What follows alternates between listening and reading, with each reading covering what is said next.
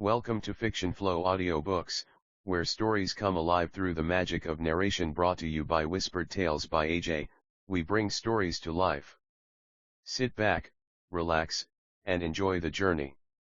Reborn as Tony Stark Chapter 1, Not Everything is Flowers. Tony, why do you have to be so stubborn?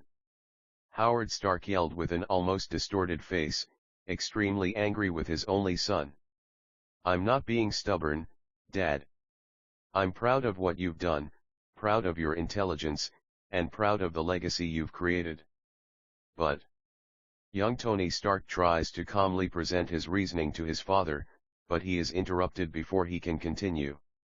And that's why you intend to abandon everything I've created? Howard pounded the table and yelled in disbelief and anger. As I was saying, but that was a different time. Back then, you may have contributed as much as Captain America to win the war, but now, in peacetime, creating weapons will only bring blood to my hands. Instead of creating something that takes more lives, why don't I use my mind to help people? Tony began to raise his voice while presenting his point of view. Tony and Howard began to stare at each other in tense silence, not even blinking. After a few minutes of silent warfare, Howard was the first to speak. Tony, there's never true peace. We develop weapons to save the lives of our American soldiers. They use these weapons to defeat the evil out there that threatens the innocent. Howard spoke seriously, trying to make sense to his son. But soldiers don't always fight just against evil, right? After all, politics isn't a clean thing. I don't want one day, an innocent father, an innocent family, or an innocent child to lose everything just to become another casualty. I don't want the last thing they see to be a missile with the word Stark Industries on it. Tony said with a bitter look and voice, still sitting in the chair. And he continued, I'd rather have a family smile because they received a box with a Stark Industries prosthetic, and someone in that family can walk again. Or have a life saved because there's a Stark Industries medical device that saved them. There's so much I can do, so much I can help with. I have a much more valuable gift than just making missiles that take lives, I said seriously, looking at my father. Yes, I am Tony Stark. Well, now I am. As in many fanfics and stories I've read, I officially joined the Reincarnators Club. I regained the memories of my past life when I was 7 years old, and Tony had just invented a bomb.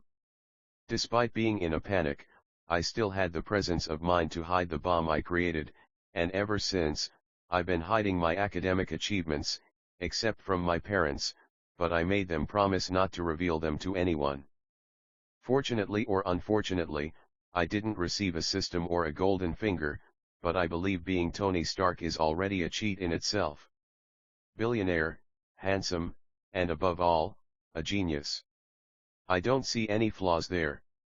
A few years have passed, and using my super IQ and an almost supernatural affinity with machines and knowledge in general, which the Tony Stark package seemed to possess, I've come up with some pretty fun inventions. But that's for later. Right now, I have to see the response from this old man who's as stubborn as I am. Well, the old man is quite rigid, just like his name, but I could still see the pride in his eyes when I talked about using my mind to save lives and do good. He fell silent for a few seconds and finally spoke with a sigh. All right, Tony, do as you wish.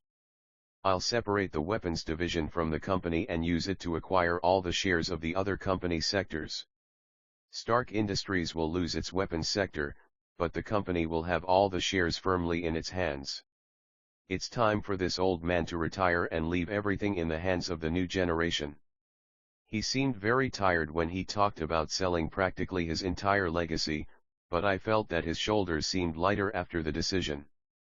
I admit I was surprised that he agreed to let me do what I wanted, and not only that, but my original proposal was to distance myself from the company and not inherit it. I didn't want to destroy his legacy, but I also didn't want to continue it. But his decision to shut down the weapons department surprised me. It made me clench my fists and look down. I felt really bad about making my old man dismantle his legacy with his own hands, but I knew it was for the best. Then I felt him approach and pat me on the shoulder. When I lifted my head, I saw him looking at me with a gentle smile on his lips. Tony, maybe I'm not the best father, but in my heart, you have to understand that for me, my greatest creation is you. You are my legacy, and I know you will still amaze this world. He said, smiling and looking firmly into my eyes. I couldn't help but let a gentle smile appear on my lips, and I moved forward to hug him. Maybe this is the first time since I was 6 or 7 years old that I hugged my father. Howard has always been a strict and serious father, not because he didn't love me or because he was a cold man, but because he believed it was best for me and my education. Foolish? Perhaps. But no one could say that he didn't care or love me. The next day, the old man did what he promised. The old shareholders had a heated discussion, but the old man giving his promise that a new weapons division would not be reopened in the company and that he would pass the new company to his son ensured that the old shareholders willingly took the weapons sector and left the company. The weapons division was then merged into a new company called Stain Industries, and I don't need to say who the largest shareholder was. Goodbye, Uncle Obi, no Iron Man suit for you. Honestly, what my father did was practically throw money away. Stark Industries removed its largest sector and turned into a shell of what was once one of the largest industries in the world. Moreover, to secure 100% of Stark Industries shares in my hands, my father gave up nearly 70% of the profit margin he had from selling the weapons sector. And it was only possible to obtain all the shares because I never exposed my genius out there, except to my parents. So my father used my lack of reputation to make me look like a spoiled fool who didn't want to inherit a violent industry, which wasn't far from the truth. Poor fools, I would love to see their faces when they realized that the company they thought was doomed to fail since Howard was retiring and promised not to get involved, would become the world's largest company in the hands of the new president, known as me. I wasn't the least bit worried about losing the weapons sector and a lot of money. Tony's intellect plus knowledge of the future equals no financial problems. 43 Chapter 2, New Day, New Company. At that moment, I was walking into my new company. It's been a month since my conversation with my father, and finally, all the legal processes are in order. Howard officially retired, and I took over the power. Arriving at the company's central terminal, I took a USB drive from my pocket, inserted it into an adapter, and connected it to the terminal serial port. In my earphones, I heard a friendly and slightly mechanical voice. "Sir, I have complete control over the company's information connected to the servers. Unfortunately, the technology in these servers is very outdated. Most of the information remains on paper before being electronically recorded only days later." Jarvis responded. "Don't worry, the first thing I'll sell, which will propel our company to the top of the world, will be computers and servers. While they might not be the absolute best, they will still advance public technology for a few years. After that, I can introduce even better machines to be used within the company." I replied with a smile. "And I imagine that these computers for the public and their software will have backdoors that can only be discovered and accessed by you." Jarvis replied with a touch of amusement. "Well, in the world, there's something called equivalent exchange. I give them comfort and knowledge, and they pay me with what they have achieved. And if it's not me, there will be others who will do it," I said with a mischievous smile. In my past life, I worked in the technology field, and although I didn't deal directly with computer hardware and servers, I knew every component, how they worked, and their structures, even though I couldn't assemble one and didn't fully understand the logic of how they did what they did. But I became Tony Stark, and with this great brain, it wasn't difficult to turn my incomplete knowledge of future technology into complete knowledge. Not only that, but I also made this knowledge far exceed what it was. So after 14 years of rapid advancement since I reincarnated, Jarvis was born early and exceeded the potential of what he would be in the next 20 years when he first appeared in the MCU. Start going through the plan step by step with Pepper, make sure everything went as planned, and inform me of the problems you can't solve, I ordered. I'm currently 21 years old, and Pepper is the same age. When she graduated from high school, she didn't have much money. Her parents had had an accident years ago, and she was alone and on the brink of despair. That's when I, the knight in shining armor, appeared and offered a job to the helpless maiden. Something similar must have happened in the canon. After all, Pepper has always been by Tony's side, no matter how unbearable he was. She had also said that he was all she had. That's how I acquired my beautiful and lovely assistant and companion. Speaking of the devil, my phone was receiving a call now. I tapped the phone, and without even saying hello, a beautiful voice started speaking rapidly. Tony, why did I wake up today, and Jarvis is telling me that you've appointed me as the new CEO of the company? Pepper asked anxiously, concerned, and excited. First of all, hello, love. And to answer your question, you know how I am, I have no desire to run the company, and you're the person I trust most in the world, so 1 + 1 = 2, I replied with a smile. I don't even know what to say. I didn't see her, but I could feel her happiness and affection when she heard my words. Just say yes, I teased. We continued talking a little more, and I hung up. Arriving at the parking lot, I jumped into my car and headed home. When I got home, I saw Pepper running to me and jumping into my arms, kissing me. After kissing for a while, I picked her up like a princess and carried her inside the house, but when we reached the door, she stopped me. Not now, Tony, not now. I'm still sore from last night, and besides, I have a lot to do at the company. We lost the weapons sector, but we still have a huge company, and the employees are worried about the future. If nothing is done, the advantage of having a complete company that can quickly sell its inventions and meet its needs will be lost. Pepper, with her hand on my chest, quickly stopped me. Ugh! I groaned in frustration. Damn, I got excited for nothing. Seeing me like this, Pepper smiled. When you told me I wouldn't be your only woman, I only accepted because I was desperate and my mind wasn't right, but now I can't wait to have reinforcements against you, she said jokingly, but not taking seriously what she said, despite still being a little afraid of it happening. Don't worry, love, even if I have more women, nothing will change, and you know that. I gave her a little kiss on the lips and smiled. She knows how I am after living with me for the past few years, and she knows she can trust me. She still doesn't quite believe that I'm going to have a harem because, despite saying that, I never accepted the advances of any other woman besides her, no matter how beautiful or friendly they were.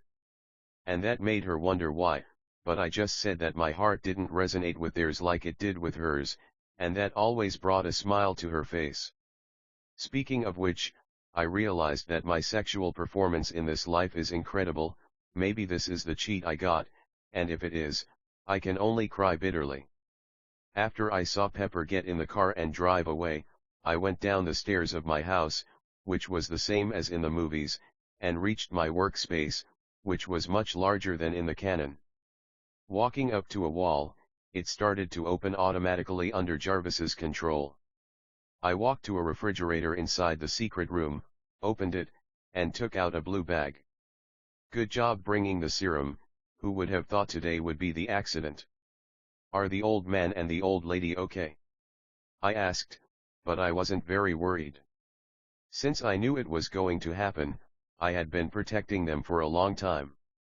27 Chapter 3, Serum. Good job bringing the serum, who would have thought today would be the accident? Are the old man and the old lady okay? I asked, but I wasn't very worried. Since I knew it was going to happen, I had been protecting them for a long time.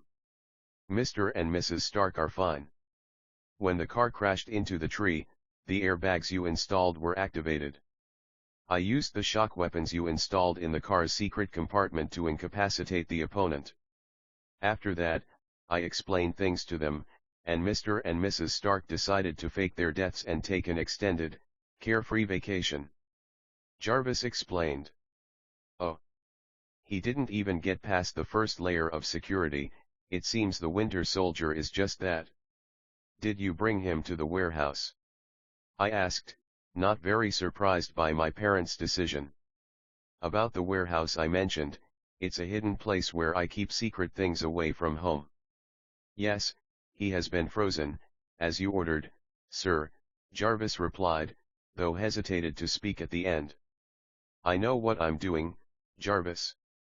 Even if he's being controlled, it's better to wait for his boyfriend to be unfrozen. I don't feel like dealing with someone who did a lot of harm under someone else's control, and no one else remains who knows him, and above all, a potential murderer of my parents. I replied, shrugging. Jarvis fell silent. Whether it was because he couldn't change my mind or because he agreed with it, I don't know. Did you deal with the cameras around? Sent drones and some camouflaged iron suits to destroy that damn Hydra base? I asked while adjusting the microscope on the table. And yes, I not only created the iron suits but also synthesized the batasium. It wasn't difficult, my old man had already formulated batasium, he just didn't have the technology to synthesize it, but I did, so it was easy. Although I created the iron suits, Iron Man is still not public. Please, sir, don't doubt my professionalism. You told me what to do a long time ago. If I can't even do that, it's better to shut me down. Jarvis said in good humor. Well, I shouldn't doubt you, after all, I made you. Now let's study this beauty here. I teased him and then got excited as I held the power-enhancing serum pouch. Mr. Stark wanted to remind you to be careful with the serum. Comprehensive strengthening can bring about personality changes. Jarvis explained my father's orders. Well, fortunately, I have a bigger genius than the old man, so I can deal with this problem. I said as I placed the compound under the microscope. I began to study the serum and its issues, and I was surprised. I have to admit this, the old man isn't much worse than Erskine in biochemistry. Well, as expected from my father. I said, impressed. The old man not only recreated the serum but also improved it and allowed it to reach its full potential even without the Vita rays irradiation. Sir, your narcissism is acting up again, should I be concerned? Jarvis asked playfully. Haha. Remind me to deactivate your joke module. I rolled my eyes at my virtual assistant. I'm afraid that even if it's deactivated, I would still have issued that warning, sir. Jarvis's playful voice came again. I could only shake my head with a smile, amused by his antics. Back to the serum, although from what I studied, energy irradiation is not necessary, having it can provide even greater and more comprehensive enhancement, but it also carries risks of deformation and even more severe personality disorders. Fortunately, I thought of a way to elevate the super serum to an even higher potential without side effects. Unfortunately, the answer is 8 years away. Extremis. Well, I'm not willing to wait until 1999 when Maya Hansen, who is currently 12 years old, creates the incomplete Extremis. So, I'll make Extremis myself, although it may take time, I have time. Fortunately, I've already started studying nanotechnology, which is essential for creating Extremis. Moreover, Drunk Tony in the Canon helped Maya perfect Extremis, so I could do better. I've only recently advanced my technology to a level where I can start studying nanotechnology, which is undoubtedly one of the most challenging fields I've ever studied. Extremis is based on advanced nanotechnology. They are programmable nanobots that can attach to human body cells and rewrite their genetic code. It modifies the user's DNA to grant special abilities, such as advanced cell regeneration, increased strength and endurance, and controlled overheating. I plan to use Extremis not only for that but also to program my DNA against mutations that I don't want the super soldier serum to generate in me. The super soldier serum can cause chemical changes in the brain that affect brain function and personality. These changes result from interactions between the serum and the central nervous system of the brain.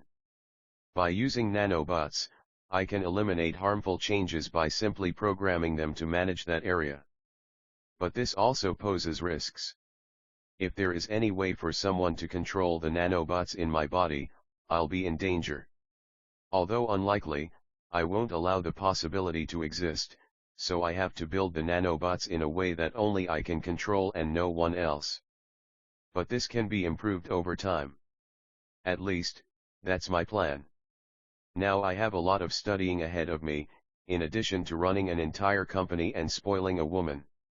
Well, I have 4 years to get everything in order because, in 1995, I have to help my future harem get out of some trouble. I can't wait. Bye bye. 28 Chapter 4, I Have the Power 1993, Stark Mansion, Malibu. 2 years passed in the blink of an eye.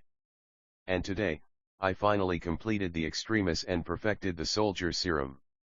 And I must say that, based on the calculations and simulations that Jarvis and I conducted, the sum of the two will not be a simple 1 plus 1.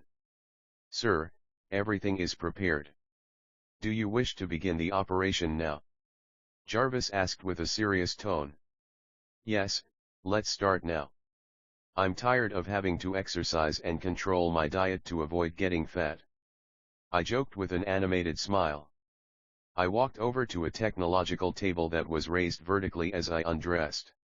I leaned my back against the table, and locks appeared, sealing my hands and feet. Soon after, I found myself being lifted along with the table and lying horizontally. Locks activated. Confinement initiated, Jarvis informed, in his mechanical voice. In front of my eyes, I saw concave metal walls emerging from the sides of the table, closing me in. Administering anesthesia, Jarvis said. After that, I heard nothing more and involuntarily closed my eyes. Ugh, I groaned as I opened my eyes. What a good nap. I've been sleeping poorly for a month since the results were nearing completion. Now I feel full of energy. I said aloud as I raised my hand to scratch my head. However, I stopped when I felt the muscles of my arm touch my forearm. Jarvis, was there any issue with the operation? I asked as I got up and went to a mirror. In the mirror, I saw an extremely handsome man, with a physique like Captain America, but even more handsome. Extremis is a great beautifier when used correctly. No unintended mutations were found, Jarvis reported. The results? I asked, not stopping for a moment from posing like a bodybuilder and sending charming looks to my reflection. More tests are needed, but according to current calculations, you are immune to poison and diseases, have a high healing factor, estimated strength of 50 tons, enhanced durability, agility, and speed.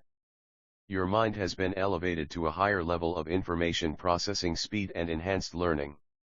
Unfortunately, to stabilize the Extremis nanobots and avoid high temperatures and instability, it was necessary to create cooling systems in them, so generating high temperatures like normal Extremis is not possible. However, in return, it allowed your strength to reach even greater levels and faster regeneration with total stability. There are also some other benefits, such as the ability to breathe underwater, high adaptability, and almost indefinite aging. Well, a long but useful list. Fortunately, with the help of Extremis and the high learning from the super soldier serum, it's easy to adapt to this new power without breaking anything. I said with a smile as I continued to pose in front of the mirror. Then I thought of something and looked at my little Tony. It's soft, but it still looks bigger than usual. I narrowed my eyes, tilted my head, and thought. Jarvis, is Pepper at home? I asked. She just arrived, sir. Jarvis replied. I didn't respond and went straight upstairs. Pepper. I shouted when I arrived in the living room and saw her with her back to me, watching TV. Tony. Did everything go well with the operation that you? Pepper smiled as she heard my voice and turned around, but froze when she saw me. Well, I did say I would get much more handsome. I joked. I had already explained about the serum so she wouldn't be nervous when she saw my drastic change. Despite my face and body looking much more perfect, it was still clearly me. Glup, why are you naked? Pepper stammered, blushing, but not averting her eyes. I think my friend has grown, but I need your help to confirm. I said fun. She stood up and walked towards me as she looked at my penis. She arrived and knelt as she held him and pumped him back and forth. Feeling her soft hand and her hungry gaze had an effect, but feeling her tongue lick the head was what woke him up. And damn, it grew a lot. Tony, this is too big, I won't be able to handle it. Pepper said slightly shakily and with a flushed face. She wasn't that surprised by my changes, as I already showed her many absurd things like the iron armor. Don't worry, you will undergo the same operation, so at that time, it won't hurt you. For now, just use your mouth. I said, stroking her head affectionately. Okay. She agreed meekly and started swallowing as much as she could. I stroked her hair as I watched her throw her head back and forth. Her hot mouth was delicious, but unfortunately, she could only reach halfway up my dick before choking. Her delicate hands weren't still either, as one was inside her dress, pleasuring herself, while the other caressed my balls. After 10 minutes, I finally came a surprising amount in her mouth, which she tried to swallow as much as possible. When she finished, she stood up in surprise. She asked confused, "Why did your cum taste so good?" Well, I have more control over my body now, so I practically programmed it to make it look good for you and your future sisters. I said with a smile and pulled her into a hug. My penis, which hadn't even softened, was stuck in the middle of our embrace, but Pepper didn't say anything, as she was already used to it, although the size had changed. Schedule yourself some time off tomorrow and say you're going to have a facelift or something. You have to have the operation as soon as possible, otherwise I won't be able to hold on. I said as she took her hand and placed it on my dick. After she helped me a few times until she got tired, I let her go, although still a little frustrated and dissatisfied. Chapter 5, Nanobots, Roll Out. It's been 1 day since I applied the Extremis and Super Soldier Serum to myself. I was working on my new Iron Man suit, waiting for Pepper to arrive, who had just come home from work and descended the stairs. "Hey, honey, ready to get started?" I dropped what I was doing and approached her with a smile. "Yes, I'm ready," she said with an excited smile. No matter who it is, everyone wants to look more beautiful and stronger. I didn't respond and began to remove her clothes. "What are you doing? Shouldn't we do the operation first?" she asked with a helpless look, thinking I wanted something else. "We will, but you need to be naked before we start," I said, looking at the nipples on her now bare breasts as I began to suck on them. "Ah, right, so why are you doing this?" she asked, moaning and holding my head. "Pop. Because you're irresistible to me," I took her nipple out of my mouth and replied with a mischievous smile. "Okay, go ahead with your operation first, then the naughty stuff," I said, leading her to the operating table. "Is it going to hurt?" she asked a bit anxiously. "Relax, Pep, you'll fall asleep and won't even feel it," I said as I watched her eyes slowly close. I stayed by her side the whole time until she woke up. During the process, just like mine, her body was enclosed in a metal chamber, where an altered arc reactor would irradiate her with clean energy to enhance the serum's potential. About 30 minutes later, the process was complete, and Pepper's eyes began to twitch before opening. "Ugh, Tony. Did everything go well?" she asked as she got up groggily. It's all good, beauty. You look mesmerizing. Normally, I'd joke that 20 or 30 years had passed due to some miscalculation, but now, I can only think with my lower half. She just raised an eyebrow and walked over to a mirror. And her jaw dropped. Is this really me? She asked incredulously, placing her hand on her cheek and mesmerized by her stunning new appearance. I approached from behind and hugged her while nibbling her ear. If not you, then who? I asked playfully. Well, I was feeling pretty hot right now, and it wasn't because of the extremis. Unfortunately for Pepper, she couldn't study her changes any further at the moment. What followed was a tragic struggle for Pepper Potts. I could go as deep as I wanted, and her body adapted. And her endurance increased significantly, but unfortunately for her, mine seemed to increase even more. We had a lot of fun throughout the night. Things seemed to remain the same for the Stark family. The next day, I spent some time with Pepper, who would be staying home for a month to disguise the change, or at least she was supposed to. I can't stay home for a month, the company can't go without leadership for that long, Tony. Don't worry, I'll wear a mask and some fabric to pretend I can't stay away from work even while I'm recovering from the supposed plastic surgery, she explained. Although she would still be at home for 2 weeks before doing that. Sigh. Do as you wish. I have to work. And since you have to stay home, our regular date will be a candlelit dinner here. I sighed helplessly and shrugged, heading to my workshop as I reminded her. Okay, I'll work remotely too, she said as she sat down at her computer. Workaholic. I teased without looking back. The pot calling the kettle black. I heard her reply. With a smile, I headed downstairs to my laboratory. Jarvis, bring out Mark 728. I said as I approached a circular platform that rose from the floor. Well, it's been 16 years since I became Tony Stark, so I've had plenty of time to build suits. It's kind of a hobby of mine. It's fun. And that's not the number of suits I have, but the models, as the quantity has exceeded 5 digits. So technically, I could take over the world with sheer force right now, not that I'm going to do that, as it's an ungrateful job and one I don't want to take on. There's a fine line where you either save the world, control it completely, or be a hero and help as many people as possible without changing things. I went with the latter. I'll help, but I'm not the world's babysitter. Let's get back to the present.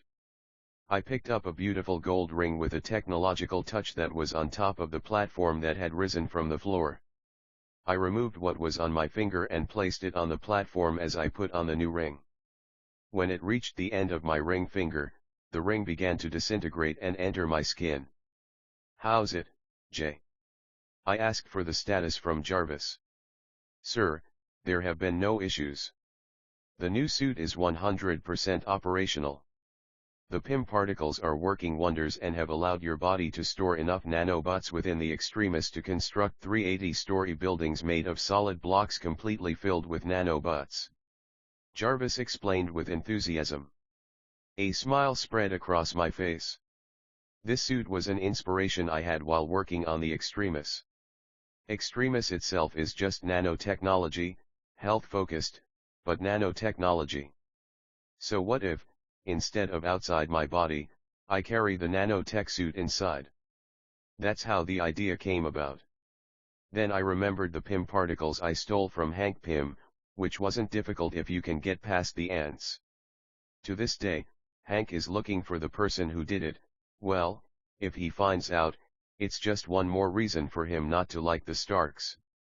With the PIM particles, it took me a while, but I managed to obtain the formula, so I can grow and shrink things without worrying about running out of particles. In the suit, I used the particles to shrink the size of the nanobots, and I can carry 380-story buildings worth of nanobots in my body.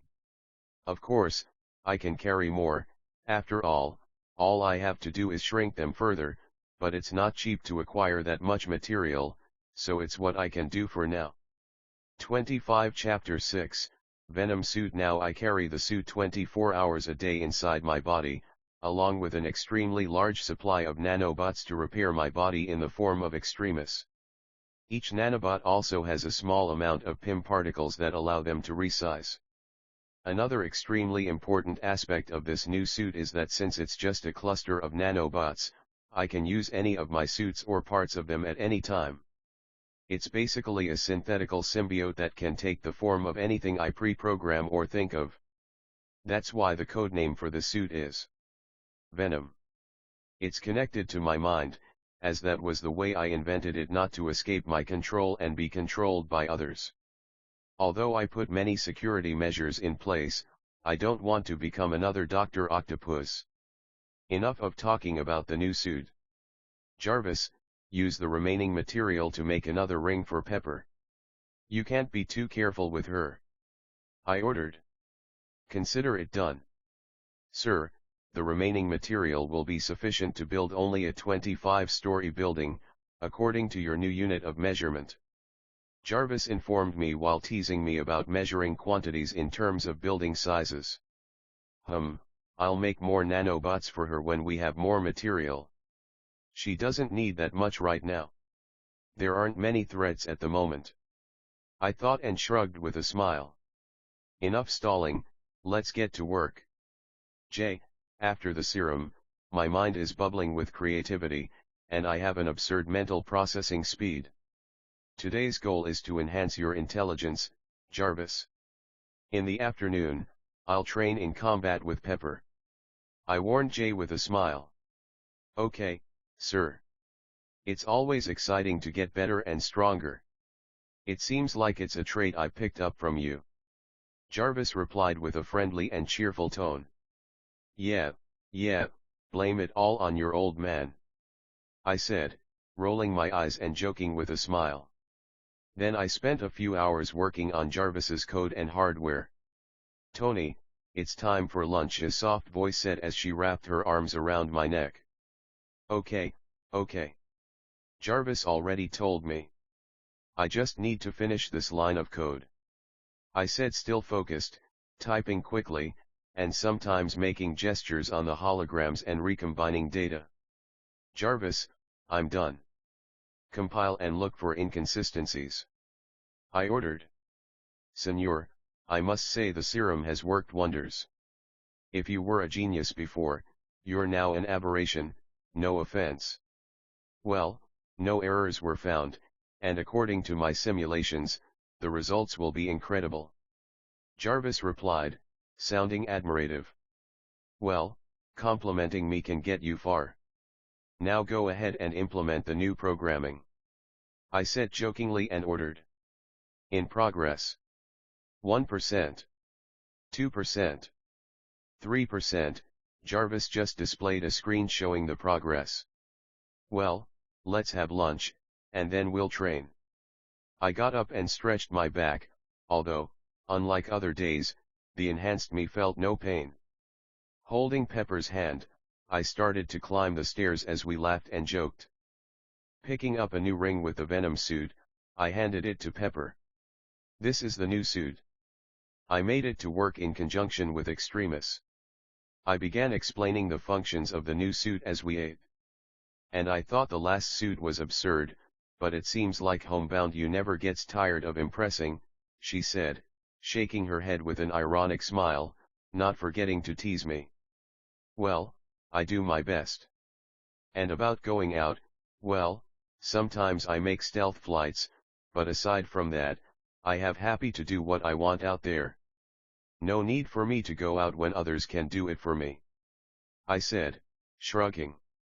Yeah, I brought that from my past life. I'm too lazy to leave the house. Normally, I only leave the house for dates with Peps or to fly and test new weapons. Other than that, I stay at home working, watching TV, or reading, most of the time working. I'm kind of addicted to it since I was reborn. Happy? The new guy? Tony, you hired him as security, but in reality, you have him traveling all over the city to buy food and other things for you. Pepper said, amused by her husband's peculiarities. "I pay him well," I replied, not caring at all. "Well, that you do." Pepper laughed, but it seemed like she was thinking about something and hesitated. "Hey, Tony, do you think people will stop taking me seriously now?" Pepper asked suddenly, with a somewhat hesitant expression. "Huh?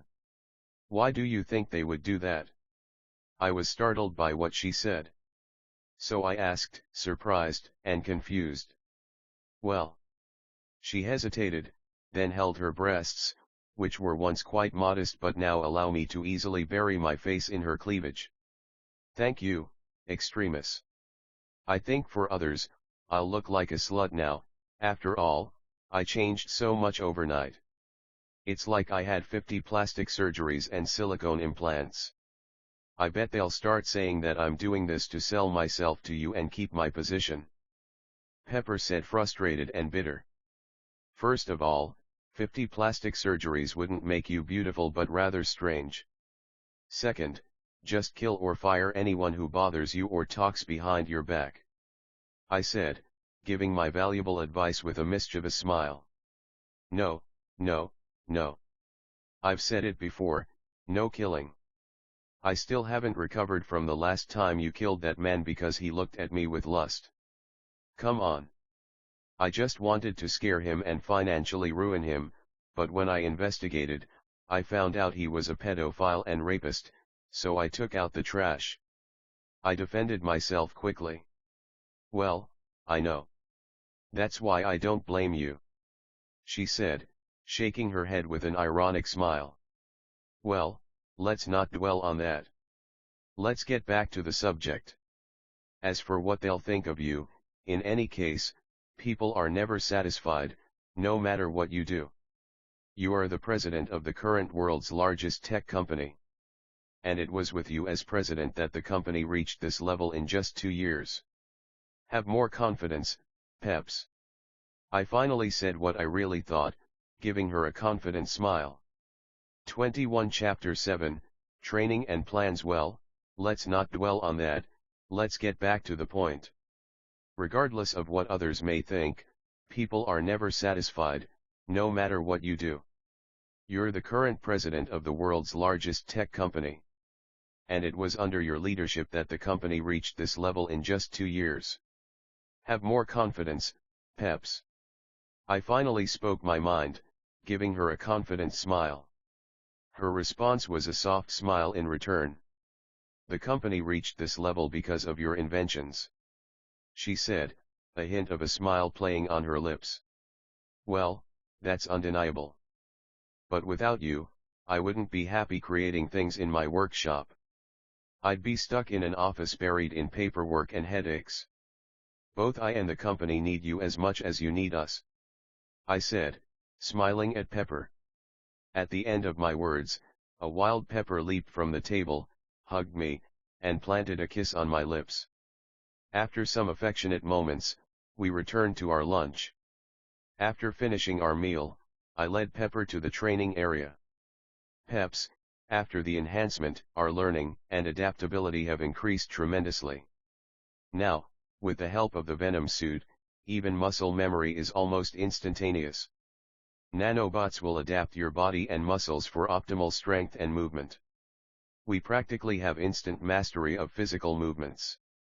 What we need to do now is learn as much as we can, discard the unnecessary, and keep what's useful. I explained to Pepper, recounting the absurd things I did. Jarvis and I recorded numerous martial artists and, after countless simulations, pushed martial arts to almost the limit of what our bodies can achieve. Now, all these movements are embedded in the new suit, which will teach us these moves using our own bodies. So, bring out the suit and activate the learning mode. I instructed and did the same. In an instant, both of us were wearing the suits. Every cell in our bodies contained nanobots, so the appearance of the suit was swift. Pepper and I were dressed in the same design as the suits from Endgame. These were our standard mode suits, but they could transform into any shape our minds desired. I advised Pepper to use the designs from the other marks I had created when she wanted to change the armor's shape. Those designs had been carefully thought out and studied by me, making them superior to any creations she might come up with on the spot during combat. Initiate the learning mode. We both commanded aloud. Target. Jarvis inquired from within our armors. Tony/Pepper. We replied in unison. Sync complete. Initiating learning mode. Karate. Jarvis informed us. Our bodies began moving on their own as the suits guided us. Hand strike, Tsuki, Jarvis narrated my next move. My armor adjusted my stance and delivered a straight, powerful punch, producing a sharp wind-cutting sound. Defense, Gitan Barre, Jarvis narrated Pepper's next move. She positioned her legs and placed her hands near her waist. As my punch came, she moved one of her forearms in a diagonal sweeping motion downward and toward the opposite side of my attack. In this movement, she harnessed the power of her hips and weight to maximize her defense and deflect my blow. This created an opening for her, which she used to counterattack. While our bodies fought on autopilot, I communicated with Pepper. Focus on the movements and how they're executed. First, we'll make our minds and bodies learn all the moves, then we'll define the style that suits us best and fight for real. I said. And so, the fight continued. With each passing move, we fought faster.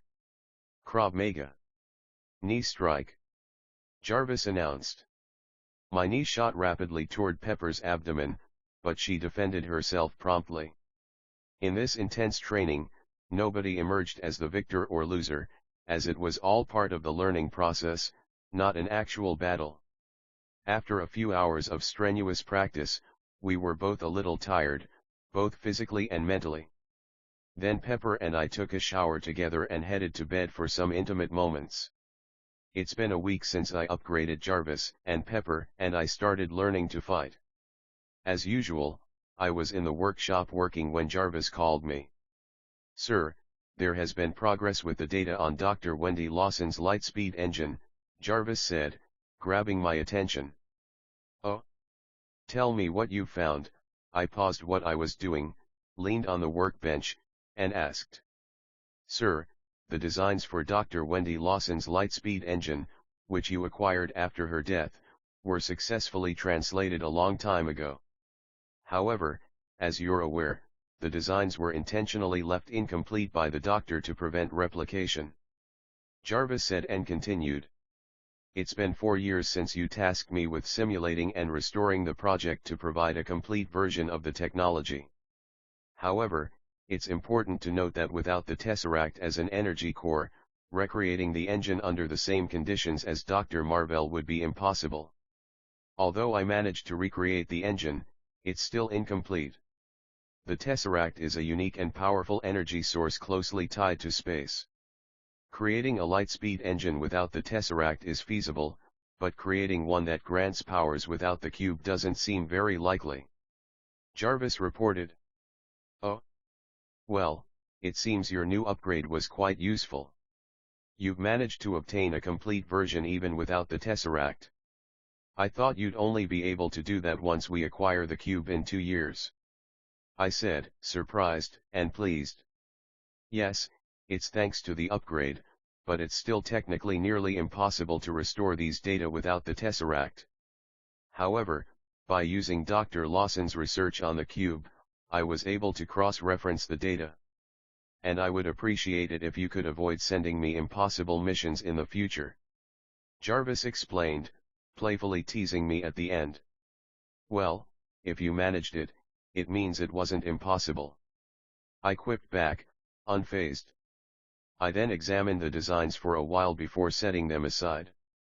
Without the Tesseract, we won't be able to conduct the simulations and create the exact conditions to endow anyone with Carol's powers. I'll have to try to obtain Carol's blood for the process to be perfected, not that it's difficult. In 2 years, it will be easy, and if all goes well, Carol will be my second wife and will assist with the process. I said with a mischievous smile. 17 Chapter 8, The Iron Brotherhood without the Tesseract, it's impossible for us to run simulations and create the exact conditions to endow anyone with Carol's powers. And I'll have to try to obtain Carol's blood herself to perfect the process, not that it's difficult. In 2 years, it will be easy, and if everything goes well, Carol will be my second wife and will collaborate with the process. I said with a mischievous smile. Of course, I won't rush. I still have to meet her in person and see if we'll get along. About 4 years ago, I couldn't save Dr. Lawson. I was afraid of introducing technology around her, and she might notice it. And when the accident happened, I didn't act. I wasn't ready to face the entire Kree civilization, and I didn't want the hassle of doing so while protecting Earth from their attacks. Unfortunately, 4 years ago, I didn't have nanotechnology. Otherwise, I could have collected all the data and even saved Dr. Lawson quietly and without attracting the Kree. Hey, Jarvis. How are the calculations for the inferior version of Extremis going? I asked. Well, sir, your idea of a medical crib filled with nanobots that enter the body, repair, and return to the crib is the most suitable. It also aligns with your idea of collecting memories and DNA from everyone using the chamber. But the problem lies with the world's medical industries. You would be undermining their profits, which could lead to serious consequences and attacks, resulting in material damage and negative publicity, Jarvis said, explaining a long list of issues that gave me a headache. The best course I calculated is to use the crib as a technology to cure various types of cancer. Cancer is a relatively common disease, and creating a cure would be in the interest of both the poor and the rich. Nobody knows when cancer might strike and ruin their lives, and even the shareholders of major pharmaceutical industries don't dare to play with cancer. Additionally, curing cancer would gain strong support from the massive tobacco industries. Jarvis explained his analysis. It didn't deviate much from what I had already been thinking. In the future, when I establish myself better in the medical industry, new cures might be revealed through the regeneration cradle. Well, go with what you said. Send and discuss the plans with Pepper. I ordered. Well, for me, it's good enough, but I'll let Pepper decide. My job is to create problems, and hers is to deal with my problems. Sir, you may face obstacles in the attempts of others to appropriate your technology and discover how you are curing cancer. Jarvis warned. Well, the technology is mine, and I can do with it as I please. If they try to steal a crib, you know what to do. I said, shrugging. If they try to steal it, the thieves will discover that there are hidden weapons within the walls. Unlike Tony from the movies, where helicopters come to fire missiles at his house and there are no defense measures, wherever I go, I leave defense measures. Now, even if they destroy all my weapons, they still won't get anything from the crib after its self-destruction. Anyway, I have money, power, influence, and cunning, so it's better not to provoke me. The days stayed the same, and in the blink of an eye, 2 years have passed while I've been living in my garage. This time, besides creating things, I did something different. As I realized that I wouldn't be able to regenerate people's limbs for commercial purposes anytime soon, I decided to mimic Killian. I used Jarvis to contact disabled soldiers and gave them a chance. Well, I won't just give them power, even if they're not a threat to me. Without them knowing, I use nanobots to access their memories and learn about their personalities and secrets. For those who are good, Extremis would simply ensure their loyalty while retaining their free will. As for those who were bad and cruel, unfortunately, they lost their free will and were forced to become good people. I even changed their appearances because I didn't want those who suffered at their hands to see the villains in glory. Not that their faces would appear when they acted as masked heroes. All the soldiers had secrecy guaranteed by Extremis, which had access to their minds, and they also received a good salary. The Extremis I applied to them is not the same as my Extremis that no one could control.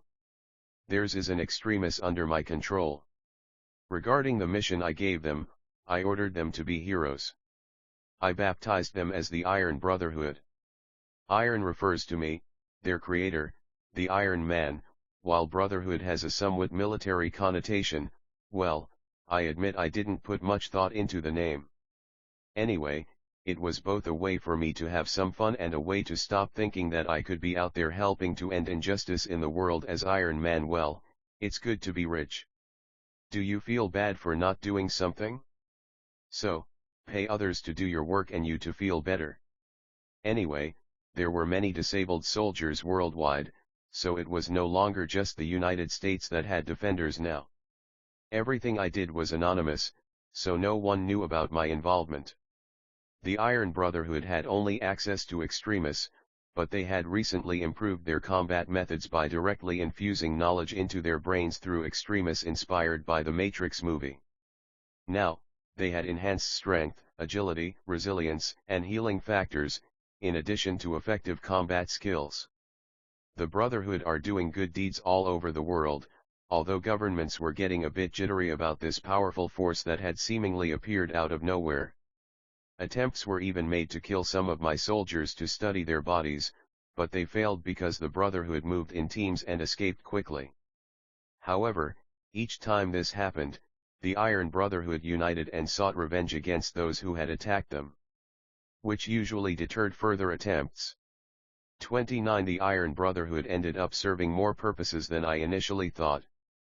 For instance, another thing they helped with was using their influence and strength to mitigate the problems that the cancer cure brought to the company. They had to do this with other good companies as well to avoid suspicion, although there was still distrust from many people. After all, the sudden and simultaneous appearance of a large group of enhanced humans and the cancer cure was a bit suspicious. But these were easy repercussions to handle. Speaking of the cure, I felt really good about it. Every day, the company's PO box was flooded with thanks from people who had suffered from cancer. The price of the cure wasn't cheap, as something too inexpensive wouldn't be appreciated. However, I didn't make it difficult for those who couldn't afford it. I simply allowed them to pay in installments over up to 40 years, making it extremely affordable for people. Of course, you had to prove that you needed such a long installment plan. Additionally, if you couldn't even afford that, there were quotas for payment waivers. With so many benefits, I would likely face scams, but I didn't mind because, besides not lacking money, the extremist treatment was virtually cost-free for me. Profit, profit, profit. Why not give it away for free? Are you crazy? People don't value what's free. Well, let's not argue about that.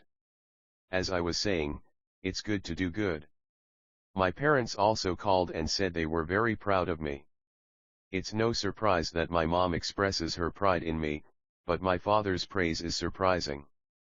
Well, not that I need it, but it's nice to receive approval from the old man. See what happened there? My mom, who always supports and praises me, didn't have as much of an impact as old Howard praising me. Like I said, people don't value what's free. Well, I still love my mom more. Take that, Dad. Sir, the family I was ordered to monitor is fleeing after stealing and setting fire to a sector of the shield. Jarvis suddenly alerted me. Oh, is it that time already? Time flies. I exclaimed and checked the date. 1995. Will you go personally? Jarvis asked. Nah. I'm too lazy to deal with normal humans. Sent suits, drones, and stealthy nanobots to gather all the resources, personnel, and data from the Red Room. Once everything is unearthed, send as many suits as necessary and capture everyone. You can use the Iron Brotherhood if you want. When it's all done, let me know. I ordered. Well, it looks like we're at the beginning of the Black Widow movie. Even though I'll probably have a romantic relationship with Natasha and Yelena in the future, they're still children, so I'm not very interested in saving them personally. Although I will meet them in the future. I was about to get back to my work when Jarvis spoke again. Sir, a spaceship is approaching Earth. Jarvis said in an alert. What? Are these two things happening at the same time? Jarvis, show me the images. I exclaimed in surprise, then ordered. A hologram appeared in front of me, along with some dusty memories.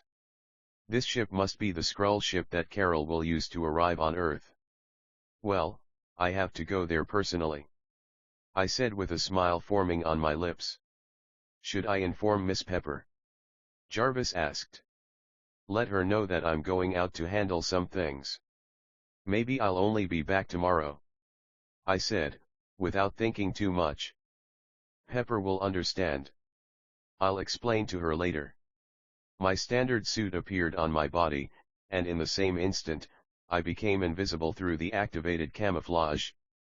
The roof above my head started to recede, creating an opening. Basically, I turned my entire house into nanotech, so I can exit wherever I want. My thrusters were activated, and I flew at high speed. Jarvis, what's the status of the ship? I asked inside the suit as I flew. It just exploded, Jarvis informed me. Information HUDs began appearing in my eyes. I observed images of escape pods being ejected and the ship's explosion. I saw a malfunctioning escape pod among them. Without hesitation, I mentally manipulated the information to find the coordinates of the projected landing of that escape pod. The predicted landing coordinates were at a Blockbuster video store. Accelerating to the location, I arrived just in time to see the pod descending and breaking the Blockbuster ceiling. Shortly after, a beautiful blonde woman emerged from the movie rental store. I approached her without making a sound and stored my suit. She was startled, feeling someone appear by her side out of nowhere. Quickly, she turned and threw a punch at me, but I dodged it, grabbing her wrist and tossing it aside. Without giving her time to react, my other hand held her shoulder while the hand holding her wrist pulled her arm back. One of my legs unbalanced her, and soon Carol was pinned to the ground with her arm held behind her by me. Her fist began to glow, and her face turned red with anger. Hey, girl, calm down, I'm not your enemy, I said with a wry smile. If you're not, why did you attack me? She said, and the intensity of the glow in her hand didn't decrease. It increased. Tisk, it was you who attacked me, okay. I clicked my tongue and quickly manipulated nanobots to emerge from my hand and wrap around hers. The nanobots absorbed the energy from her hand and released it harmlessly outside. Okay. Stop with the light show, Ziggy Stardust. If you stop, I'll let you go, I said teasingly. Who's Ziggy Stardust? Are you a Skrull? You better kill me now because if I get free, it won't end well for you, Carol said, practically snarling at me, full of anger, while struggling to break free from my grip. Look, I don't know what the Skrull you're talking about is, but I'm 100% human from Earth, and I'm here because I detected the destruction of your ship, and you were the closest escape pod to my location, I explained while immobilizing the glow in her other hand, which she tried to attack me with, earning me another furious look. My name is Tony Stark, and as long as you don't intend harm to Earth, I'll let you go, I said seriously, looking her in the eyes. 18 Chapter 10, Lost Memories. Look, my name is Tony Stark, and as long as you don't intend to harm the Earth, I'll let you go, I said seriously, looking into her eyes. She stared into my eyes for a few seconds and finally nodded her head. I began to release her as my nanobots returned to me, carrying tissue and blood samples from Carol hidden within them. Well, I wasn't going to tell her that I took them. Carol got up and massaged her wrists. Prove that you're not a Skrull, she said, looking at me seriously. Well, aren't we past the point of proving ourselves if I'm letting you go? I asked with a smile.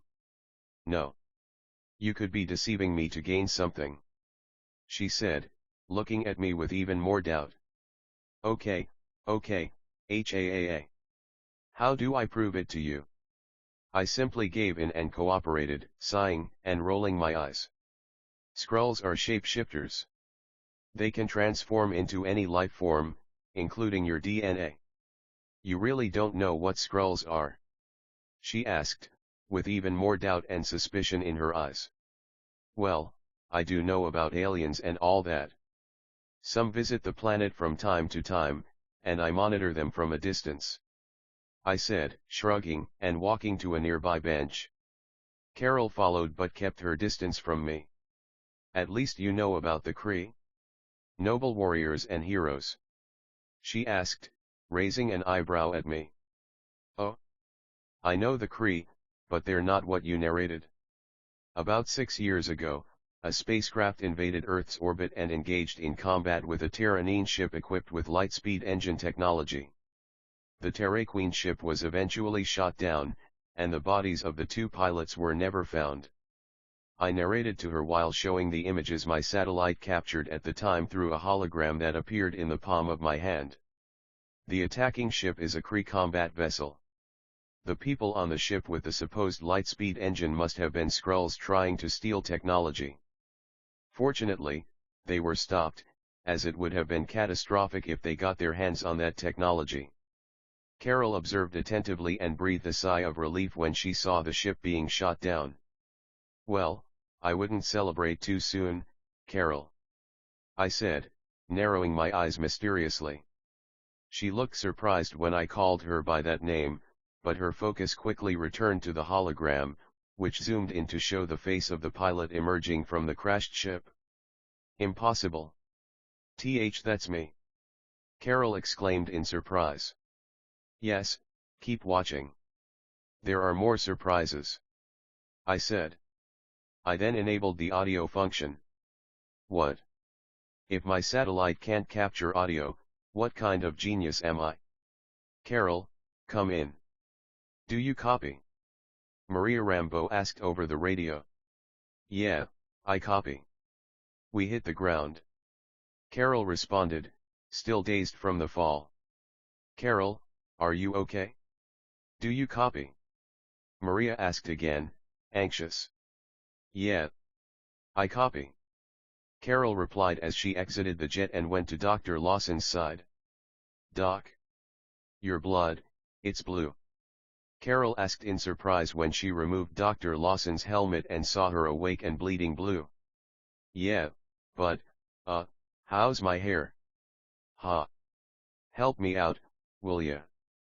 The doctor didn't take it seriously and made a joke while asking for help and inquiring about Carol's well-being. The video continued as Lawson revealed her real name, Marvell, and how her goal was to end wars. As the video progressed, Carol's eyes became increasingly unfocused, until the end of the video, where there was an explosion after she shot at the light-speed engine, and she ended up absorbing the released energy. My name is Carol Danvers, not Ver. For 6 years, I've been manipulated to fight in a war that isn't mine. Carol said, looking down and clenching her fists bitterly. It seems she has regained all her memories. I approached and placed a hand on her shoulder. Well, just because we were on the wrong side at some point doesn't mean we can't change. My father used to manufacture weapons for money. His weapons killed many people, but one day, he faced a choice between continuing his carefree, wealthy life or changing and doing the right thing. He chose the latter, and I can tell you, if he hadn't, there would have been much more suffering on this little planet. Carol, we have to be better, I said, squeezing her shoulder reassuringly with a smile on my face. The story about my father's choice refers to when he chose to use his intellect against the Nazis and Hydra with his full focus and abandoned his selfishness. Carol lifted her head, looked at me in my eyes, and nodded. But she was still lost about what to do and who she really should be. Hey, I was thinking, you seem to have a lot on your mind and haven't really looked at me properly. Did you realize that I'm the most handsome man you've ever seen? I changed the subject abruptly with a mischievous smile, wanting to distract her. Carol was startled by the abrupt change of subject, but she appreciated my attempt to change the topic. She teased me, "Heh, Come on, you're at most in the average. She teased as she raised her head and looked at my face, abruptly stopping with her mouth open. Okay, I admitted, you're the most beautiful person I've ever seen. She blushed a little and said. Ahem, let's not talk about that.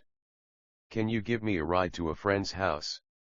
She coughed into her fist and changed the subject while blushing slightly.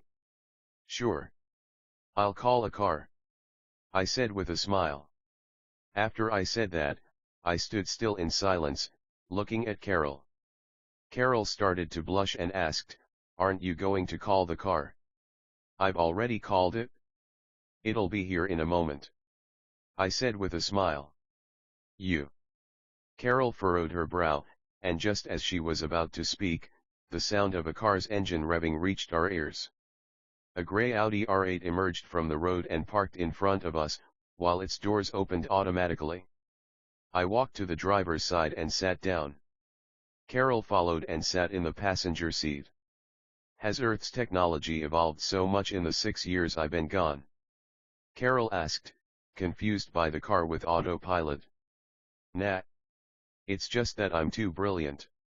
Such simple technology, even when you were on Earth, I already had it. I bragged. As we headed toward Maria Rambo's house, I engaged in small talk and made Carol laugh from time to time. And I'd say she's starting to develop feelings for me. Thank goodness for my good looks. Thanks, Extremis. A few hours after we left, Skrulls and Shield appeared where we had been, but since they didn't find anyone, there was never an intersection between Nick Fury and Carol. They didn't even know about her because Jarvis deleted the area's footage. 28 Chapter 11, supposed to be. It seems that the power ranking is bugged, but I considered it and am making the chapters available. If we reach another goal, I will make it available after a few hours, as I am going to sleep now. In my country it is night. Knock knock knock. Carol knocked on the door for the 4th time. My God. It's 5 in the morning. Who is it? A groggy and frustrated voice came from inside the house. Maria, it's Carol. I'm back. Carol shouted back, her voice slightly hoarse and her eyes red.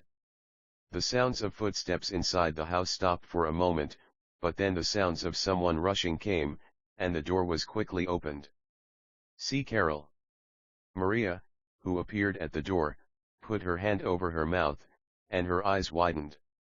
The two of them then hugged tightly and cried.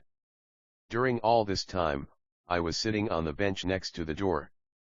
After hugging for a while, they let go. Where have you been all these years? Why didn't you come back? Maria practically demanded an answer from Carol. Well, it's complicated, Carol said, a little unsure of how to explain the craziness that had been her last 6 years. So uncomplicated? Maria wasn't going to let her get away without an answer.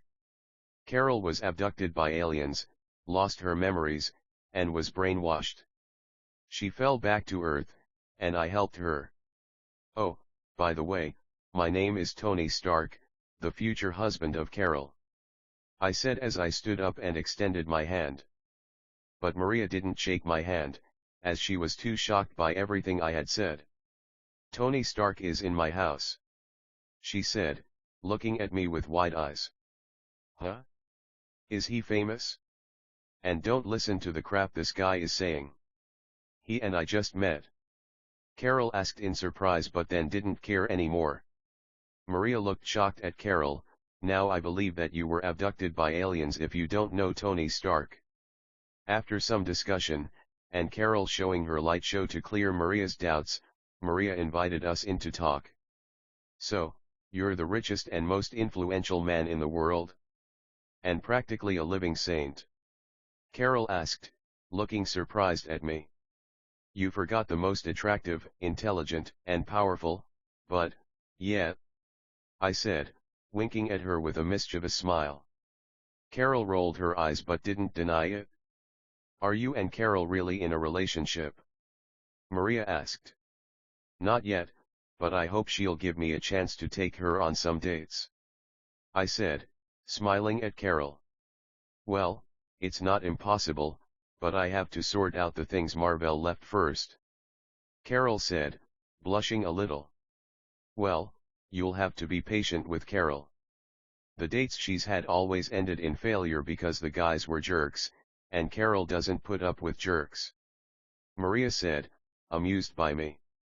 Don't worry, I can be a jerk, but I'm a good jerk, and I'll fully respect and value Carol. I said seriously. Ha ha ha. It's just a date. You're taking it too seriously. Carol laughed, amused by my words, but I saw that she liked it. We continued to talk and laugh as we began to have breakfast that Maria had prepared. Aunt Carol. While we were talking, we heard a shout coming from the stairs. It was a cute girl with curly hair. Monica Rambeau. The girl ran and hugged Carol. Wow, you've gotten so big, Lieutenant Trouble. Carol looked surprised at the girl, then her face softened into a smile, and she lovingly stroked the girl's hair. The gathering continued as everyone had fun. After lunch, Carol decided it was time to work. Tony, can you find Marvel's lab for me? Carol asked me with a serious look. Well, I can. It's not difficult. Even if it's in camouflage mode and not emitting any information transmissions, it'll still be exposed to me. I said, playfully patting my chest with arrogance. Well, I could always have taken the Tesseract, but without Carol's blood and tissue samples, I couldn't safely conduct tests before exposing myself to the energy of a light-speed engine. So, I left it there while waiting for Carol to arrive. I have many things to study, and whether I get the Tesseract now or later doesn't make much difference. Fortunately, today I'll have everything I need to start studying an Infinity Stone. So, please find it for me. She said, looking into my eyes. Well, it wouldn't be a problem, but there's an even easier way. Just ask Grinch over there. I said, pointing my thumb to the side, where Talos was stealthily entering. Talos, who found himself being stared at by everyone in the house, froze. He awkwardly adjusted his jacket and cleared his throat. Ahem, well, it didn't go as I expected. Talos said, embarrassed. Carol didn't speak or attack. After recovering her memories, she was calmer and not as prejudiced against the Skrulls. Well, I expected more aggression, but this seems good. Talos said with a strange look as he found himself sitting and having coffee. Well, I underwent brainwashing by the Kree for 6 years. I won't form an opinion about an entire race based on the opinions of my captors. Carol simply said. Ah. So you've regained your memories. Well, this will be easier. I managed to get something you people call a black box from the accident 6 years ago. It recorded your voice. And with some more research, I managed to find out who you are, what set you apart from the others. Talos explained his sudden lack of aggression and why he was looking for her. How did you manage it? They said the black box was destroyed in the accident. Maria asked, surprised. I guess you didn't understand, young lady. I have the ability to enter places where I'm not supposed to be. Talos said, amused. Call me young lady again, and I'll put my foot in a place where it's not supposed to be. Maria said angrily, threatening Talos. Am I supposed to guess where that is? Talos asked, not understanding. Your ass. Carol and I said at the same time, amused.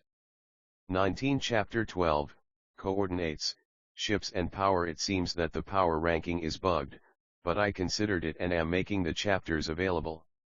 If we reach another goal, I will make it available after a few hours, as I am going to sleep now. In my country it is night. Reward achieved, 2 halves top 10 to 2 extra chapters. Ugh, okay, I won't do it again. Can we see what I brought now? I really need help decoding some coordinates. Talos nodded and changed the subject, getting straight to the point. I know what you want, but just because I don't judge your people based on what the Kree said doesn't mean I can't judge based on what I've seen. And I've seen the ruins on Torfa. How many innocent people did your people kill? Carol stood up and slammed the table. Those ruins are the fault of the accusers. Talos practically growled and also stood up in indignation. We were refugees on Torfa. Those people paid the price for helping my suffering people. My people were taking refuge there after our world was destroyed by the Kree because we resisted them. Marvel died because she created a ship that would allow us to fly away, to a new home. A safe place, away from the Kree. Talos said, filled with anger and sadness. Carol widened her eyes upon hearing that. It wasn't about waging wars, but ending them, Carol murmured to herself. Maria was also surprised to hear her murmur and spoke softly, that's what Lawson wanted. Carol, I don't perfectly understand what's going on, but I knew Lawson, and I know that whatever she built, it wasn't a weapon, but hope. Maria said with nostalgia and firmness. Carol thought for a few seconds, then spoke firmly, let's do it. Give me the disc. I said. Finally, it would be less talk and more action. Talos looked at Carol, and she nodded. I took the disc, and at that moment, nanobots surrounded the tape, and soon the audio containing the coordinates was presented before everyone. These are not coordinates. They are state vectors. This was the location on the day of the accident 6 years ago. Just trace the orbital course, and we will find the coordinates. Carol explained. Talos's eyes began to narrow as he realized how simple it was. And his subordinates hadn't figured out something so basic. I've already done the calculations. These are the coordinates. I said, raising my hand with a hologram with numbers appearing. Well, we have the coordinates. Now we need a ship. Carol smiled at me and thought about how to get a ship. Leave that to me as well. I said, smiling mysteriously. The moment I spoke, a whirlwind began to blow, and a giant spaceship appeared floating above us. Millennium Falcon. Carol, Maria, and Monica exclaimed simultaneously as they recognized the famous ship. Yeah. I recreate some famous ships when I'm bored. I said with a shrug. Entering the ship, everyone was curious. It's a beautiful ship. Talos complimented. Well, it's one of the worst ones I have, but I usually make them much larger, and this one has a good size for what we're going to do. I said, shrugging. How big do you make them? Talos asked, surprised. Really big. I said mischievously. After 30 minutes everyone was ready to go. Walking to the cockpit, I took over as the pilot. When you're ready, we can take off. I said. Everyone sat down and said they were ready. The only one who stayed in the house was Monica, who stayed with her grandparents after Maria called them. Let's take off then. Jay, it's up to you. I said, smiling. Who is Jay? Talos looked around and asked, confused, but he received the same confused looks from everyone else. No problem, sir. Enjoy the journey. Jarvis's voice sounded in the ship. Before Talos could speak again, the ship lifted off the ground and disappeared on the horizon at ridiculous speeds. Inside the ship, everyone's eyes widened as they barely felt the G-force. How can this ship move so fast in the atmosphere? Moreover, its stopping speed for one of full acceleration is so fast that it should have torn a ship of this shape apart in the atmosphere. Carol asked, shocked. Well, I can explain it with various scientific formulas, or I can just say, I'm a genius. I said, waving my hand casually. Leaving the atmosphere, the ship started traveling more slowly toward the coordinates. I unbuckled my seatbelt and walked over to Carol. Hey, Carol. There's something I need to tell you. I said seriously, looking at Carol. What's wrong? Carol asked with furrowed eyebrows, unsure, as she stood up from her seat. I noticed there's an inhibitor behind your ear. According to my diagnosis, it's suppressing your emotions and a part of your brain that allows you to use your powers. Do you want me to remove it? I explained what was happening. Carol widened her eyes upon hearing it and cursed, "Damn bitch." So, that's how she suppressed my powers. Carol clenched her fists angrily. Well, I don't know what bitch, but probably, yeah. You can also rip it off yourself, but it might hurt you if you don't exert a lot of energy throughout your body to protect yourself. I said, explaining. After all, that's how she removed it in the original. Ugh. So, please, Tony, help me remove this. She said, looking at me confidently, not doubting my intentions. Okay. I said and placed my hand on her neck. Nanobots surrounded the suppressor, and I quickly understood how it worked. With a click, the nanobots released it, and it fell from Carol's neck into my hand. Oh. That was quick. Carol was surprised. She kind of expected something more. I smiled and did something that surprised her. I held the sides of her face and made her face me, saying, "Now this won't hinder your emotions anymore. Try to surround yourself with your power now. Don't use your mind, use your heart."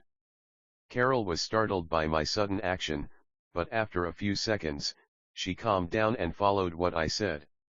Closing her eyes, she began to feel her powers, but only her arms glowed. "Carol, you're using your mind, not your heart," I said, furrowing my brows. She wasn't fully using her power. 26 Chapter 13, Greens and Cat. From now on, it will be one chapter per day, but as an incentive, here are the goals for extra chapters beyond the daily ones. Closing her eyes, she began to feel her powers, but only her arms lit up. "Carol, you're using your mind, not your heart," I said, furrowing my brows. She wasn't using her power to its full potential. But Jan Rog said I should use my brain to reach my full potential. Carol countered. Then use your brain to think that Jan Rog didn't have the best intentions, I said firmly. Carol seemed to freeze when I said that.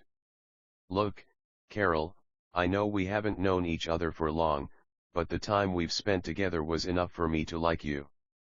And I don't think it's platonic. So, just this once, trust me, I said, still holding her face. I leaned in and kissed her lips. Well, my advance on her was a bit quick, but it's normal when you think about it. It's just a kiss, and even if it were sex, it wouldn't be a big deal. These things don't require eternal love to happen. Sometimes, a good impression is enough, sometimes not even that is needed. Of course, since I want to have a strong relationship with her, we have to take things more slowly. This time it was just an encouragement. We continued kissing for a few moments, and when I released my lips from hers, she stopped using her mind, and from her emotions, her powers covered her completely, just as it should be. "Well, beauty, you're shining brighter than the moon, literally," I said, smiling mischievously. "Okay, the moon doesn't shine by itself, but let's not ruin the moment." Carol smiled brightly at me when she heard what I said. Cute. "Well, now that you've done what you wanted to do, please remember that there are other people here," Maria said with a teasing smile. Carol and I were startled. Well, we were so focused on what we wanted to do that we forgot about the others here. "We have arrived, sir." Jarvis arrived at the exact moment, allowing Carol and me to compose ourselves. Jarvis is a good wingman. We had arrived some time ago, and he just didn't interrupt me. Walking to the front of the ship, we saw only the empty universe. "Where is it?" Maria asked in doubt. Carol didn't say anything but started touching the computer on her forearm. Soon, a hologram of a spaceship appeared in her hand. Decloaking activated her wrist, computer said.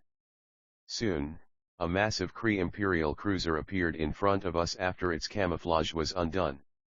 Jarvis directed Millennium into the cruiser and parked it in the hangar. We descended and walked through the empty corridors to the core of the ship, where we saw the Tesseract suspended on a pedestal. I walked up to the Tesseract, took it from the pedestal, and held it in my hand, which was surrounded by nanorobots. Meanwhile, Talos began making noises like a combination of a trombone and a horn, echoing throughout the ship. "What are you two doing?" Carol asked, perplexed, looking at me and then at Talos.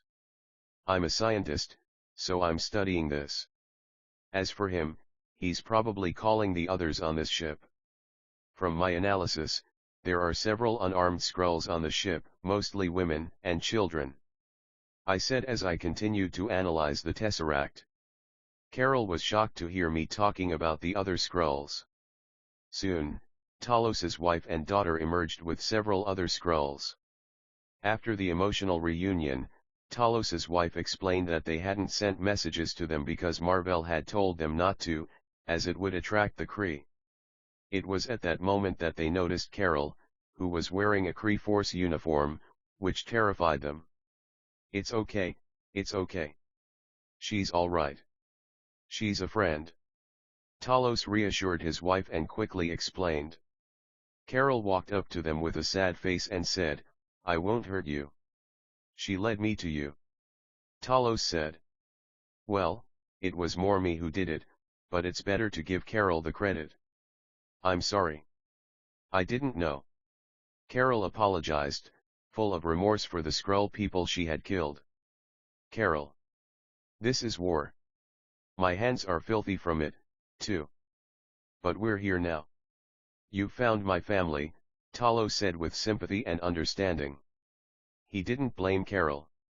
She was as much a victim of this war as anyone else. But that's just the beginning.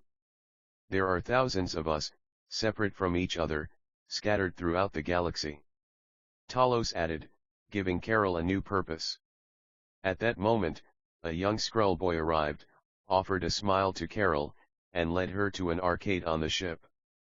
I didn't care much about what was happening. I was focused on studying the Tesseract. After all this happened, we spent some more time with the Skrulls and decided to return to Earth. As we were almost back to Millennium, I stopped because I sensed a life form that made me smile. "So this is where you've been all this time?" I said to myself with a happy smile. "Huh? What are you talking about?" Carol asked, confused.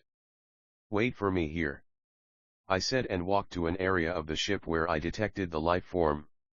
Arriving there, I saw that cute, yellow thing looking at me with its head tilted. "Meow," he said. "Goose. You've been here all along, boy," I said with a smile and petted his head. "Meow." He meowed, lowering his ears slightly but not moving away from my hand, continuing to look at me. I had searched for him after Carol's accident, but he wasn't on Earth. It must have been some sort of butterfly effect. Fortunately, I thought he might be here, so I came prepared. Pulling out a piece of specially prepared dried fish, I gave it to him to eat. He sniffed it a bit and then snapped it up. "Meow." He meowed at me with bright eyes, eagerly licking my hands. "It looks like you enjoyed that. How about you come with me? There'll be plenty of good food," I said, smiling. "Meow." He meowed with his ears perked up and licked his little nose. "It seems like a deal." 21 Chapter 14, The planet's going to be fun, trust me. Plus, I can do this, I said with a smile and grabbed another dried fish, but this time, I took out an Ant-Man enlargement disc and slapped it on the fish. So, under Goose's gleaming eyes, a giant dried fish appeared. He didn't hesitate and, from his mouth, giant tentacles emerged and wrapped around the fish. After the horrifying show, he returned to his normal and licked his paw. I could swear he patted his belly afterward. With one eye twitching a little, I decided to ignore it, since I expected it. "How about it?" Will you come with me? I asked, smiling. Meow. He meowed and rubbed his head against my legs. I picked him up, returning to the girls with a cat in my arms. Goose? What is he doing here? And why did you pick him up? Maria asked, perplexed. I like cats, and this one is very cute and special, I said with a smile as I kissed Goose's head. The girls gave me strange looks but didn't say anything. Inside Millennium, Carol, Maria, Goose, and I quickly returned to Earth.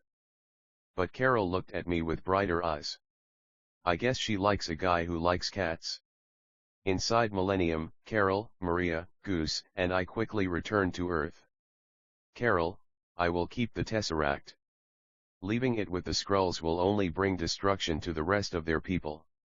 Earth has Asgard's protection, and as long as Odin remains alive, it will be safe to keep the Tesseract on Earth, and other forces will not dare to covet it.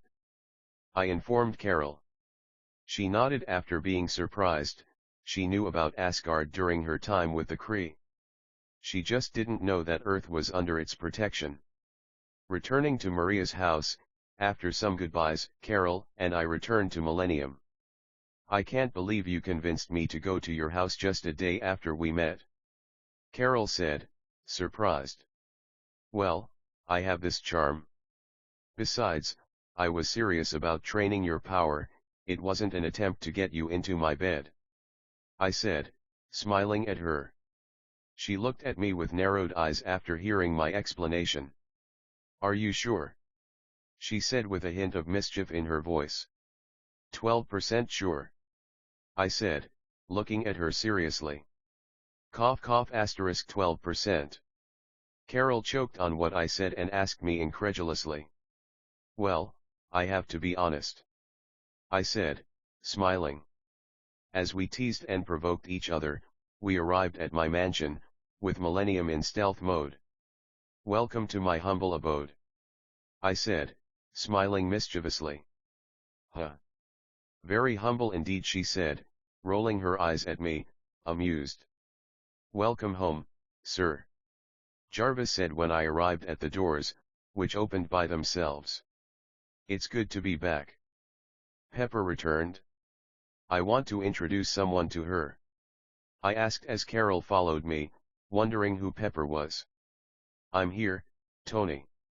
Where have you been all night? Pepper appeared in the living room and asked. Solving some matters from the outside world. Pepper, meet Carol, and Carol, this is Pepper, and Pepper, the one who jumped on the couch is Goose, our new cat. Ahem Peps, remember what we talked about? I introduced everyone, and then I coughed in my fist and said embarrassingly to Pepper. What did we talk about? Ah. Pepper looked at me in doubt, then looked at Carol, and a light bulb lit up in her mind. Damn it, Tony, you should have warned me in advance. It would have been embarrassing if I were prepared, let alone now. Pepper said, looking at me with one of her eyes twitching. She then sighed in frustration and approached Carol. Carol, right? Can I talk to you privately? She asked. Carol was completely confused at this point, probably wondering who Pepper was and what she represented to me, but she followed Pepper. While waiting for a few minutes in the living room, I saw one of the walls explode with a flash of light and a scream saying, "He what?" in Carol's voice. I continued calmly sipping a glass of juice while waiting. After a while, Pepper and Carol came out of the room where they had been talking and approached me. Tony, you're lucky to have Pepper as the CEO of your company because she knows how to convince someone to make a lousy deal. I don't even understand how she did it, but I'll give you a chance, just one chance. Carol arrived and said angrily to me.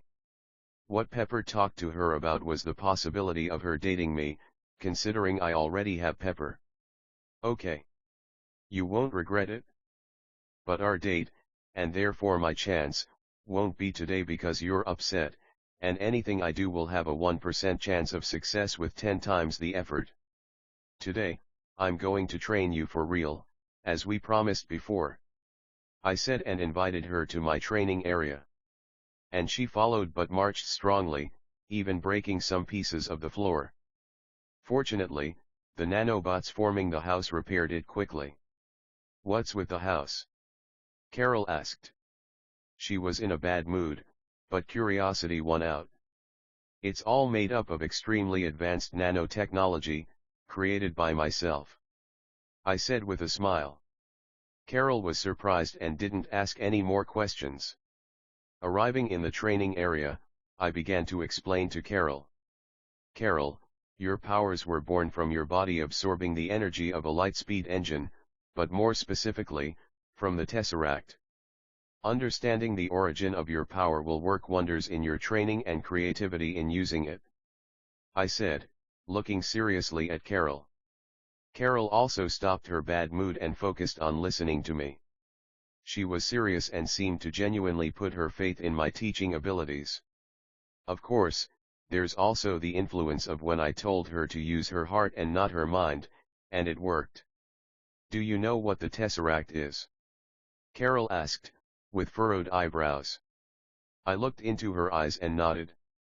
When the universe was created, the Big Bang sent 6 elemental crystals through the virgin universe. Each of these infinity stones controls an essential aspect of existence: space, reality, power, soul, mind, and time. If they are all gathered, with a snap of the fingers, the universe can be destroyed, and with another snap, the universe can be remade," I said solemnly. Pepper and Carol were shocked when they heard what I said. 30 Chapter 15, Fight. "Are you saying that the Tesseract is an infinity stone?" Carol asked, surprised by the power of this artifact. "The Tesseract is just a container that allows the weak to access the power of the Infinity Stone without being shattered by its power. But inside it, the Space Stone is contained. Marvel used extremely pure and powerful space energy to study and create something that not even the Kree Empire possesses, the Lightspeed engine. But you were exposed to this energy in a completely beneficial way, and that's the origin of your powers," I explained. Carol widened her eyes but didn't interrupt me. She continued listening. "According to Einstein's theory of relativity, as an object with mass approaches the speed of light, its kinetic energy increases significantly. The theory predicts that as an object accelerates and approaches the speed of light, its effective mass increases," I explained and continued. "Your body can reach extremely high speeds, Carol, and the faster you go, the stronger your attacking power will be. You can simply pass through extremely massive warships as if they were cotton, while your body is protected by space energy and remains unharmed," I concluded my explanation. Carol looked down and absorbed everything I had said. "Just from your explanation, I feel like I can use my power more flexibly and powerfully." "Thank you, Tony," Carol lifted her head and said to me with a serious look. "Well, want to spar?" I asked with a smile. "Huh? If you want to take a beating, who am I to say no?" Carol said with a mischievous smile, taking a chance to hit my presumptuous face because I want her in my harem. So, without waiting, she threw her hands back and used her power to accelerate towards me while her entire body flared up, glowing brightly. I quickly suited up in my armor, and thrusters emerged from my shoulders, propelling me aside quickly, dodging Carol's attack.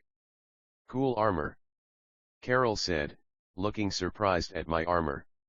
"Marry me and you get one," I said, teasing. This time, Carol didn't get angry but smiled. "Beat me, and I might consider it," she said, playfully, extremely confident. She accelerated toward me again, and I never faced her attacks head-on, at most using techniques to dodge them. Carol's strength in this state was quite impressive. "Carol, let's start ramping it up now. I won't just use martial arts from now on," I said with a smile. Carol widened her eyes. "You weren't giving it your all before?" she asked, shocked. "Of course not, ha ha ha," I said and laughed at her expression, which seemed to make her angry. She flew at me again, but this time, I didn't dodge. I put my forearm in front of my body, and an energy shield appeared. Support structures emerged at my feet, anchoring me deeply into the ground. Carol's punch hit the shield, and neither of us budged, although the mansion shook with the impact. Then, without wasting any time, I released the nanobots from my feet and jumped.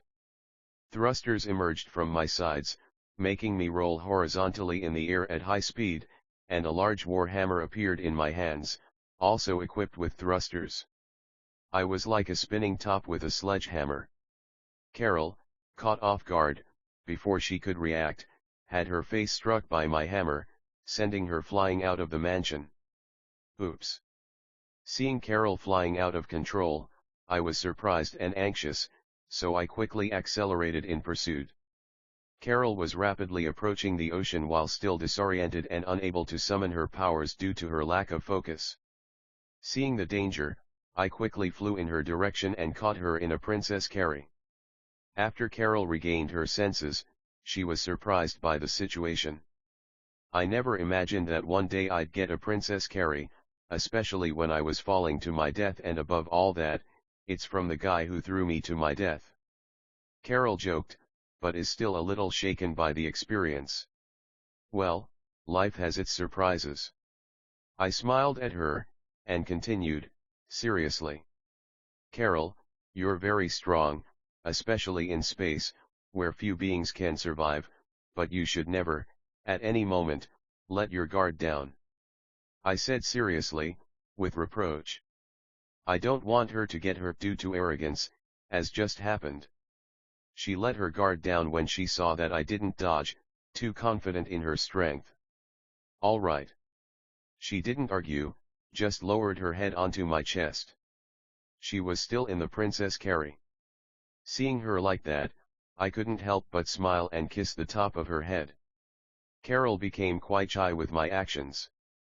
Well, my princess, let's train your powers in space now. Your body is fueled by the energy coursing through it. You won't run out of air or freeze in space. It's in space where you can exert your greatest strength. Even I don't have confidence in beating you in space. I said seriously. I admit I'm very strong, but Carol can bring her strength up to 500% in space, while I can only bring out a maximum of 70% of my strength.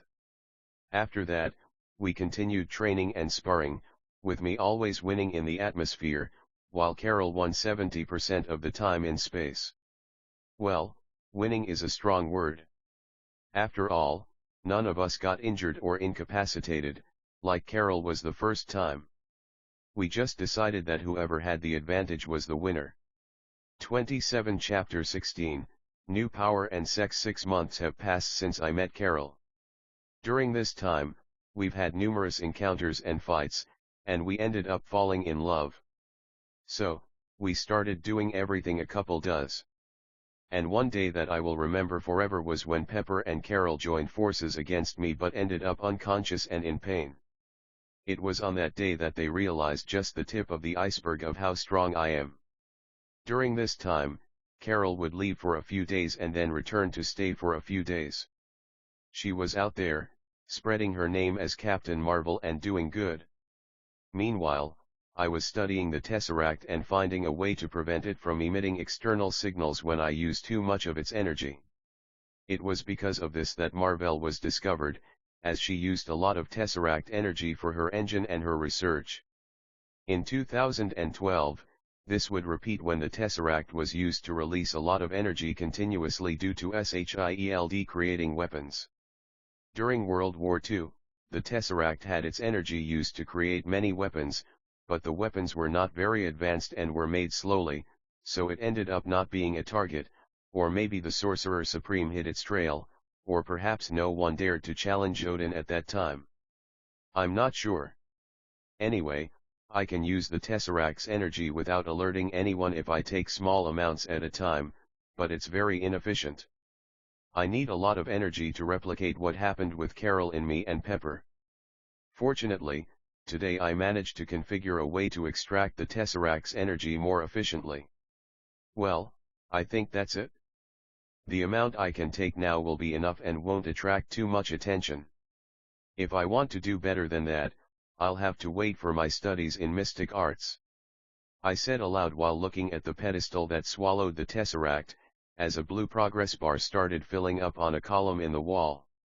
That's where the extracted energy is being stored. J. Build the infusion capsule, I said aloud. Next to me, from the ground, a modified regeneration cradle began to be built from scratch by nanobots. When it was done, I walked over to it, and its lid opened. A blade appeared in my right hand, then I deactivated the pain receptors on my left and severed my hand. My hand fell into the cradle, and the lid closed. In just a few seconds, a new hand grew on my arm through extremis.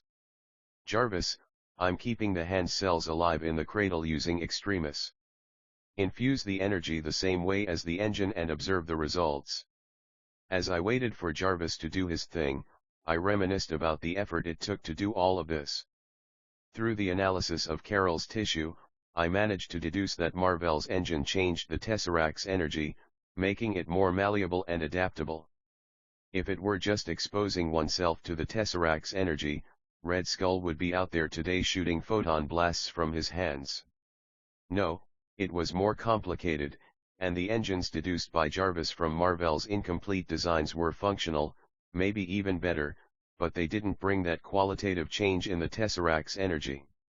Most of my time this year wasn't even spent concealing the Tesseract's energy but trying to produce that unique energy that radiated from Carol and merged with her, making something unique. Why did I say that last part? Because unfortunately, it became something unique when it merged with Carol. Otherwise, she could simply radiate us with her energy and give us powers. Although, before I died, I remember there was some story about Monica having Carol's powers, but who knows what's going on in this crazy universe. Anyway, it wasn't a wasted 6 months. I learned a lot about lightspeed engines and the Space Stone. While I was lost in thought, the experiment was completed. Sir, the experiment was a success. Jarvis exclaimed, cheerfully. Excellent. I can't wait. When there's enough energy for my complete transformation, let me know. A big smile appeared on my face, and I ordered Jarvis to prepare everything before leaving the lab. Walking into the living room, I found Pepper and Carol together, watching TV. I walked up to them and jokingly said, "Make some room." Both of them rolled their eyes at me and made space in the middle. Leaping over the couch, I sat between them, extended my arms, and hugged and kissed their cheeks. "Hey, Ka, when did you get back?" I asked, looking at Carol. "Just over an hour ago," she replied, reaching over and undoing the button and zipper of my pants. I lifted my waist a bit, and with Carol's and Pepper's assistance, my pants and underwear were lowered. They started to play with my penis while I just stood there, letting them do as they pleased. "Why didn't you call me?" I asked, raising an eyebrow. "You were busy, didn't want to interrupt," Carol said, rubbing her thumb over the head of my cock. My hands started to undress them as we continued to chat. "Are you finished? You said it should be done today," Pepper said as she knelt on the couch and brought her breasts to my mouth. While sucking on her breasts, I paused for a moment to respond, "I finished. It should take about 10 days to gather enough energy for us to have the same powers as Carol," I said, smiling. "Ah. It's really absurd how you can recreate my powers, ah. Besides being unfair, now I won't be able to wash the floor with you, ah," Carol said, as she sat on my cock and began to hump it, with her back to me.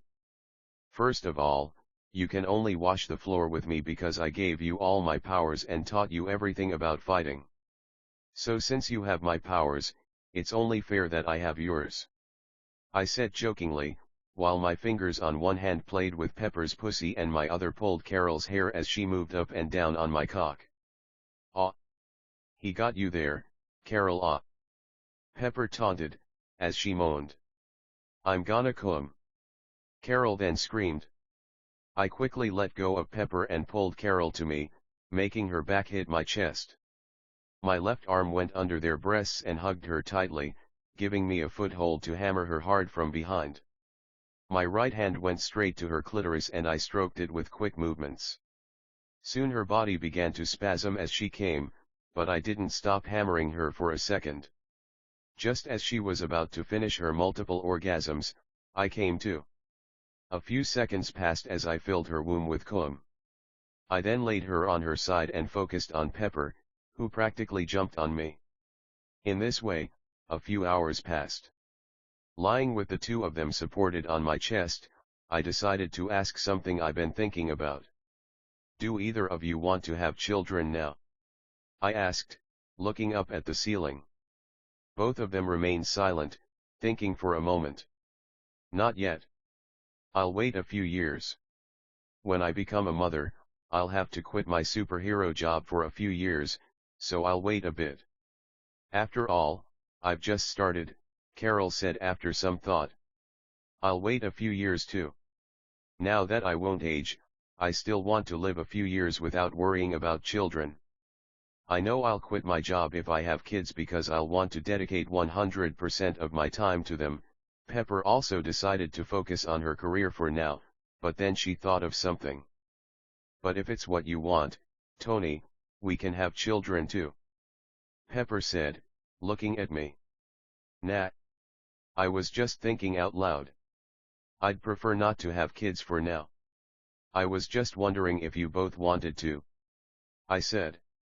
In reality, I'd prefer to delay having children by a few hundred years. Kids are complicated. But I know it won't happen, so I'm prepared to have children whenever you both want to. 15 Chapter 17, The Seed. 10 days had passed. Outside Earth's atmosphere, 3 beams of light were battling. It was me, Pepper, and Carol. At this moment, the fight ended. I was holding Pepper and Carol by their necks with arm locks. Both of them tapped out on my forearm, and I released them. How can you have my powers for such a short time and be better than me, even with Pepper's help? Carol asked, perplexed, after losing the fight to me. Because I understand our powers better. I told you to use your quick learning brain to study more sciences and understand how our powers work, but you don't listen. I said, playfully tapping my finger on Carol's puffed cheek. Speaking of Carol, Extremis had enhanced her, so, like Pepper, she became even more beautiful, and her 2 front weapons became even deadlier. Thank you for existing, Extremis. We accelerated and headed back home. Carol, you're about to leave, right? Take this with you. I said and handed her a metallic sphere. What is this? She asked, looking at the sphere with a confused expression. His mental HUD made by Extremis in his body was unable to analyze what was in the sphere. It's very powerful, so I've added multiple layers of security. The password is. I said with a serious face. Carol, after entering the password mentally, was amazed by the amount of information and things contained in the sphere. This is essentially a planetary restorer. Just place it on a planet with sufficient metallic resources, an atmosphere, and water, even if it's toxic. This seed will repair the planet and make it habitable. If there are any traces of the planet's previous fauna and flora, they can be brought back to life if deemed appropriate. If not, suitable seed sets from other planets or Earth will be planted. I said, smiling at Carol's bright eyes. Millions of planets have had their environments destroyed by their ancient inhabitants. Carrying the seed means bringing new life to these planets. But, Carol, if you're going to use it on a planet that still has inhabitants, you must ensure they want this change because I've set a price. Those worlds where the seed is used will not only be revived but also protected. The seed will create legions of iron to guard the planet. No senseless wars and destruction will be accepted, and they will no longer have the free will to fight, rape, or commit any other crimes that harm the lives of others. I said, speaking seriously. Well, the price I charge is small compared to what I offer. After all, I want to do good. So, as long as they live in peace on my worlds, they don't need to worry about security. I also gain a lot from this plan. I will have access to various materials and different elements scattered throughout the universe, as well as the knowledge of civilizations that establish themselves on my world. All my worlds connected by the seed will be able to communicate with Earth, so I will have access to all of this from the comfort of my home. While thinking about all of this, Carol hugged me and kissed me, extremely happy. The Skrulls can finally have a safe home now. They can even choose. Incredible. Besides the Skrulls, many other people will finally have a safe place to live. Carol said, very happy. After that, Carol didn't stay but rushed to test the seed. I asked her to transmit to me when she used the seed for the first time. A day later, I received a call from Carol. Because she was so far away, the call had a few seconds of delay. But since we weren't interacting, and I was just watching what she was doing, it didn't matter. I have to remember to update the satellites, it's been a long time since I updated them. On the screen, I saw Carol starting to scan the planet's surface while the seed examined the planet's composition. The target planet is suitable, ma'am. Jarvis's voice sounded. Start the repair. Carol said with a smile and dropped the seed onto the planet's soil. The metallic seed then began to grow and grow, becoming the size of a small city in the end. This is its original size. It was the size of a seed because of the PIM particles. I've spent almost all of the resources that I've explored in the solar system so far on building this metal monster. But the payoff will be worth it. Thousands of legions of iron began to emerge from windows that appeared on the seed and spread across the planet.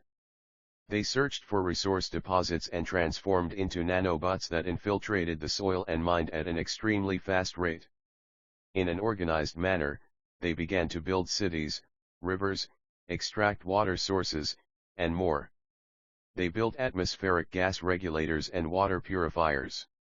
The planet was completely reorganized in less than 1 week. Then the second phase began. Legions of iron entered the seed and came out with real seeds in hand and arc reactors. They then found places with water and planted the seeds. That's when the magic happened. Extremist nanobots entered the seeds and began manipulating their structure, DNA, and accelerating their growth in moments. The arc reactors were the batteries to support extremists in the process. This way, the world, once lifeless, had trees and vegetation growing at incredible speeds. 2 weeks later, the planet was full of greenery and clear blue seas. Thousands of legions of iron patrolled and monitored the world's peace. The world was no longer lifeless, as the process used in the forests was also used on the animals, although I find it a bit unethical to take animal cubs, accelerate their growth, induce synthetic pregnancy, accelerate the growth of offspring, and create a cycle that quickly populates a world with animals in 2 weeks. I still did it. In the video, I could still see Carol's shocked expression at the scene. Pepper was also by my side with a shocked look, seeing the result. Well, what can I do? I was born to impress. 21 Chapter 18, My Name Is. While Carol became the new Mother Nature with the seed, I was planning my harem. Helen Cho and Maya Hansen. Pepper looked at me surprised. Well, they're brilliant and have good hearts. I want them to work for me, I said, shrugging. I'm not sure about dating them, but I want them to work for me.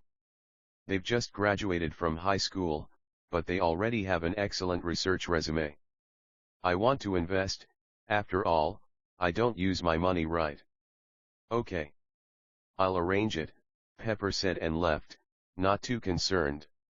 Jarvis, how is Melina's family doing? I asked. After I ordered Jarvis to capture and kill Dreykov, I undid the brainwashing of all the trained widows. The younger girls who were captured to be trained were placed in private Stark Industries orphanages since their families sold them, and I didn't want them to return there. As for the trained ones, I gave them choices. They could choose to become normal people, and I would support them until they settled down, or they could continue to be widows for me. A few chose the first option, but not long after, they came back to me, unable to adapt to normal life even with my help. I welcomed them all and applied the same process I used with the Iron Brotherhood. They received extremists that ensured their loyalty to me. But for the widows, unlike the Iron Brotherhood, which had over 70,000 members at this point, they had just over 500 widows in their ranks, so I decided to apply the super soldier serum to them as well, in addition to extremists. And man, they were deadly. But at the end of the day, I realized I didn't need spies, so I simply told them they could do whatever they wanted, as long as it wasn't bad, and I gave them options, like joining SHIELD or joining the Iron Brotherhood, which was a force over me. One more thing. The vast majority of them wanted to be my woman, but I refused. It was too much work to make so many women happy. I even refused to have sex with them without commitment, even though I had a very high sex drive. I didn't like sharing my bed with women I didn't love. Well, my refusal to do that with the widows made Pepper and Carol very happy. They felt more secure being with me and saw that I wasn't a guy who played around. Anyway, I thought so much that I didn't hear Jarvis' response. Sorry, friend, I got lost in thought. Could you repeat it? How is Melina's family? I asked again. Sir, after you put Melina to work for you and let the fake spy family composed of Alexei Shostakov, Melina Vostokov, Natasha Romanov, and Yelena Belova continue, they have been happy. Melina and Alexei train the girls but take care of them as if they were their real daughters. It's a strange but happy family. Jarvis replied with a hint of joy in his tone. Well, I also find them cute together. I said and smiled. I looked at the time, and it was still 8 in the morning. Pepper just left, and she won't be having lunch at home today. Well, I can go meet a certain bald woman. Leaving the front door, a car was already heading to the door to pick me up. The nanobots that made up my pajamas transformed into an elegant black suit as I got into the car. Take me to 177A Bleecker Street. I said with a smile as my seat reclined, and I took a nap. We've arrived, sir. Jarvis' voice woke me up. Rubbing my eyes, I got out of the car and stretched. Stopping my stretch, I walked up to the wooden door and knocked. In the same second, the door opened, and an old man I didn't recognize appeared. The Ancient One was waiting for you, he said and entered. And I was waiting for her to wait for me, I said with a mischievous smile and entered without much care. I arrived in a hall with some people, but in the same instant, everyone stood up and left only a bald woman standing, making tea. The wind blew, shook her cloak, and brought a certain mysterious presence to her. I have lived for over 1,000 years, the woman said as she brought a teacup and handed it to me. In those 1,000 years, I carried a burden that few could. She said, not caring, as if she were talking about someone else, and continued. I thought it would be like this. Carrying a burden that no one knew about. Saving this world thousands of times. And one day, dying at the hands of those I taught and protected, she said with a smile while pointing her hand for me to sit, which I did. I saw my future countless times, and it always ended at that same point. No matter what I did, it was that same death and that same state, where I was understood by only one person, and guilty to all the others, she said, taking a sip of tea. She then raised her head and looked at me, but 19 years ago, something changed. The future of this universe changed. My future, changed, she said with a serious face. At that moment, I didn't know what to think. I saw a future that was beyond that point. And it wasn't a future of doom or death. It was a beautiful future, a complicated but fun and beautiful life. Something I never thought I could have. And it was all because of you. she said and looked at me in a complicated way but with a smile on her face. Well, I predicted many possibilities, and this was one of them. In fact, this was the one I wanted the most. I extended my hand and held hers. You don't need to say anything else. Your husband is a genius, he understood everything and will take good care of you. I said with a confident smile. Ha! If it were 20 years ago, I probably would have fallen out of my chair if I saw this scene. She said, amused, not letting go of my hand. On the contrary, she held my hand tighter. So, 19 years ago, did you fall out of your chair? I teased. Maybe, she smiled at me. What's your name? I asked. You call me wife, but you don't even know my name, she asked, amused. My name is Yao. 55 Chapter 19, Freedom. You call me a wife, but you don't even know my name. She asked, amused. My name is Yao. Well, love at first sight is like that. I'm Tony Stark.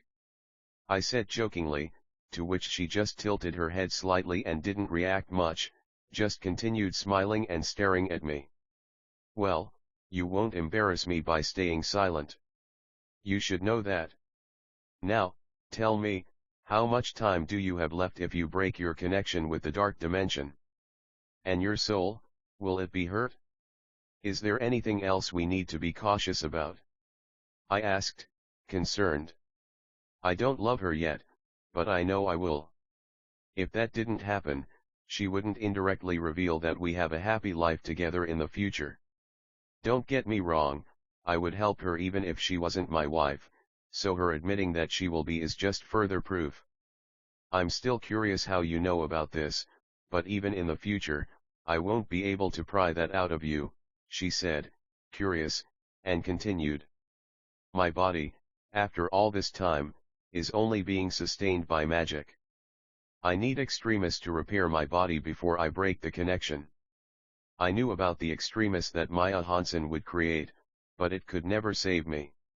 It was riddled with flaws and would ignite when it entered my body and clashed with dark energy. She said, surprising me. I hadn't thought about that. And even if it weren't for the flaws, the energy in my body would quickly fry the nanotechnology. Only your perfect extremis in conjunction with your nanotechnology, which can safely handle vast amounts of energy, can help me. She explained everything at once to me. Does that mean I don't have to do anything else? I asked, with a puzzled look. Yes. She simply said, with a playful smile. Why didn't you come to me sooner? I asked, confused. Ahem, you're too young for me. I was embarrassed. She coughed into her fist and then admitted. Ha ha ha. I laughed, amused, and said, you're surprisingly cute. I said, poking her cheek with my finger. Her eyes narrowed, but she didn't do anything and let me. You do realize you're not in free fall through a portal just because I saw a lot of our future together, right? She said, her head slightly tilted, gazing at me. Yeah. Ever since you admitted to seeing our future together and it worked, I already consider you my wife. It's kind of hard to love you right now because I just met you, but I'll do my best to love you as quickly as I can. I said seriously, looking into her eyes. You're an incurable fool, both now and in the future. She said, shaking her head at me, but there was a warm tone in her words. It's a bit strange, you know. I knew you a little, and you, I think, kind of know me a lot, right? But neither of us really knows each other. Well, we'll have to change that. How about we get you fixed up and go on a date? I said, feeling a bit strange. Since I reincarnated, I've been the one who knows things, and others don't, but now I see a two-way street here. Ah. Fixed me up? It seems like my appearance doesn't please you. She said with a smile, teasing. You understand I'm not talking about that. And I'm not that much of a slave to appearances, but if you can improve, why not? I said confidently, taking a sip of tea. Tea made by someone who has been making tea for 1000 years is really good. Well, then, let's do that. She nodded with a smile, amused, and got up. Jarvis, a portal will be opened in the garage now. There's no need to activate the protections. I informed Jarvis and then looked at Yao. She nodded and extended her left hand, while she twirled her right hand, and a portal opened in front of us. Entering through the portal, we appeared in my garage. Portals are so convenient. Jarvis, prepare for the extremis infusion, I said. Actually, I could simply control the extremis in my body and infuse it into hers, but this version wouldn't give her complete control of the extremis since it would be more under my control. I only did the correct infusion for my wives. My other subordinates had extremis under my control. Yao walked over to the table as if she already knew what to do, which she did. Letting her clothes fall and standing naked with a simple wave of her hands, she lay down on the table, and the operation began. I carefully observed her body and form. I like to remember what my women looked like before the transformation. Soon the infusion was complete, and a beautiful woman emerged from the chamber. Well, she wasn't bald anymore. Extremis, you son of a bitch. You are the best thing I could have created. I love you 3000. Image here and in the comments. I thought you were going to keep the bald look, I said, amused, but also a bit relieved. I don't mind her being bald, but we all have some personal preferences. We also have a say in extremis transformations, so if she wanted to remain bald, she would. I lost my body hair due to the corruption of the dark dimension. My eyebrows were just illusions. I had to do this to avoid ridicule and hide that I linked myself to the dark dimension, she said with a bitter sigh. The longer the time passed, the weaker I became. In the battle against Caecilius, I was already a walking corpse. Even if he hadn't stabbed me, I would have died from organ failure. That's why my fate was sealed that day until you arrived. Even if I had escaped the battle, I would still have died. Yao explained as she looked at her new body, marveling at it. Then she used a spell, and her clothes returned to her body. She clenched her fists, and the mark of Dormammu appeared on her forehead and became brighter and brighter until it exploded into sparks of light and disappeared. Ah! I had even forgotten that feeling, so light. So comfortable. Yao smiled brightly and closed her eyes slightly. It was then that tears began to flow down her face, running down her peaceful smile. My heart squeezed when I saw her tears. This woman had carried a huge burden. Every day she used that stone to peer into her future, to do her best for this world, all while facing her own death. I approached her and held the sides of her face, using my thumbs to wipe away the tears from her cheeks. She opened her eyes and looked at me affectionately. It was only now that I glimpsed her new appearance. Her bright, beautiful blue eyes hadn't changed from before. Her slim face had filled out a bit more, and her long blonde hair cascaded over her shoulders. Her once slender body was now cavia. Cough cough asterisk well, a high-quality beauty. Thanks, Extremis. You don't have to carry this burden alone anymore. I'm here for you now, I said softly to her, looking into her eyes. Then I leaned in and kissed her lips. 57 Chapter 20, Picnic Day. After a long kiss, we separated and looked into each other's eyes. Well, this is still a bit strange for me, even though I've seen the future, she said with a hint of humor and a smile. Don't worry. It'll become normal. Do you want to meet the girls now, or later? I asked with a smile. But she shook her head and said, not yet. I'd prefer to solidify our relationship first and then meet them later, she replied after thinking for a moment. All right. I had planned to start studying magic today, but I changed my mind. I want to spend the rest of the day with you, I said affectionately with a gentle smile, holding her hand. This woman had finally freed herself from the pain of being corrupted every day by the dark dimension, the pain of having her body fail in every way and only standing through sheer willpower and magic. I wanted to make this day perfect, so she would always remember it fondly. And how did I know about her body? Besides my own theories and what she had told me, I had analyzed her body when Yao was fused with the extremis, and, man, it wasn't a pretty sight. It's easy to understand how she lost to Caecilius under those conditions. Yao simply nodded, and then, with a wave of her hand, she transported us to a forest where a picnic blanket was already laid out on the ground.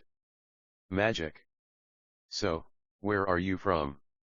You must already know enough about me, so tell me about yourself. I asked, curious. Yao raised an eyebrow at me and pondered. She then looked at the sky with a smile, and said, I'm Celtic. I was from a small village. I was an orphan, but the villagers there were kind to me.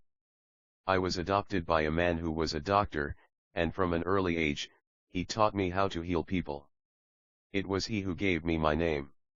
Yao is not a Celtic name, I said, confused, interrupting his narration. My father was not Celtic. Now let me tell you my story, she said, looking at me with a hard look. Okay. No need to be mad. I raised my hands in surrender. Healing and saving people, that's what my father taught me and that's what I loved. But one day, I found myself faced with a choice, she said, and looked back at the sky. Flashback Yao. Run. A bearded, burly man shouted anxiously to the little girl who stood paralyzed in front of a demon in front of the man. The man waved his hands anxiously, and a portal appeared beneath the girl's feet, causing her to fall into the portal. The girl's eyes widened as she fell because the last thing she saw was the claws coming out of her adoptive father's abdomen. End of flashback. Later, I found out that the place my father threw me into was Camartage. And that demon that attacked us was the one who killed my biological parents. My adoptive father saved me before I was devoured by the demon. I was born with a rare magical affinity, and my soul was simply too tempting for demons. Yao said with an emotionless face. Her blue eyes stared blankly into space. And then? I asked, comforting her by wrapping my arm around her shoulder. She sighed and continued, Sigh, I was devastated when I found out that because of me, not only did my parents die, but the entire village I lived in was exterminated. The sorcerers had also killed the demons sometime later, robbing me of my revenge.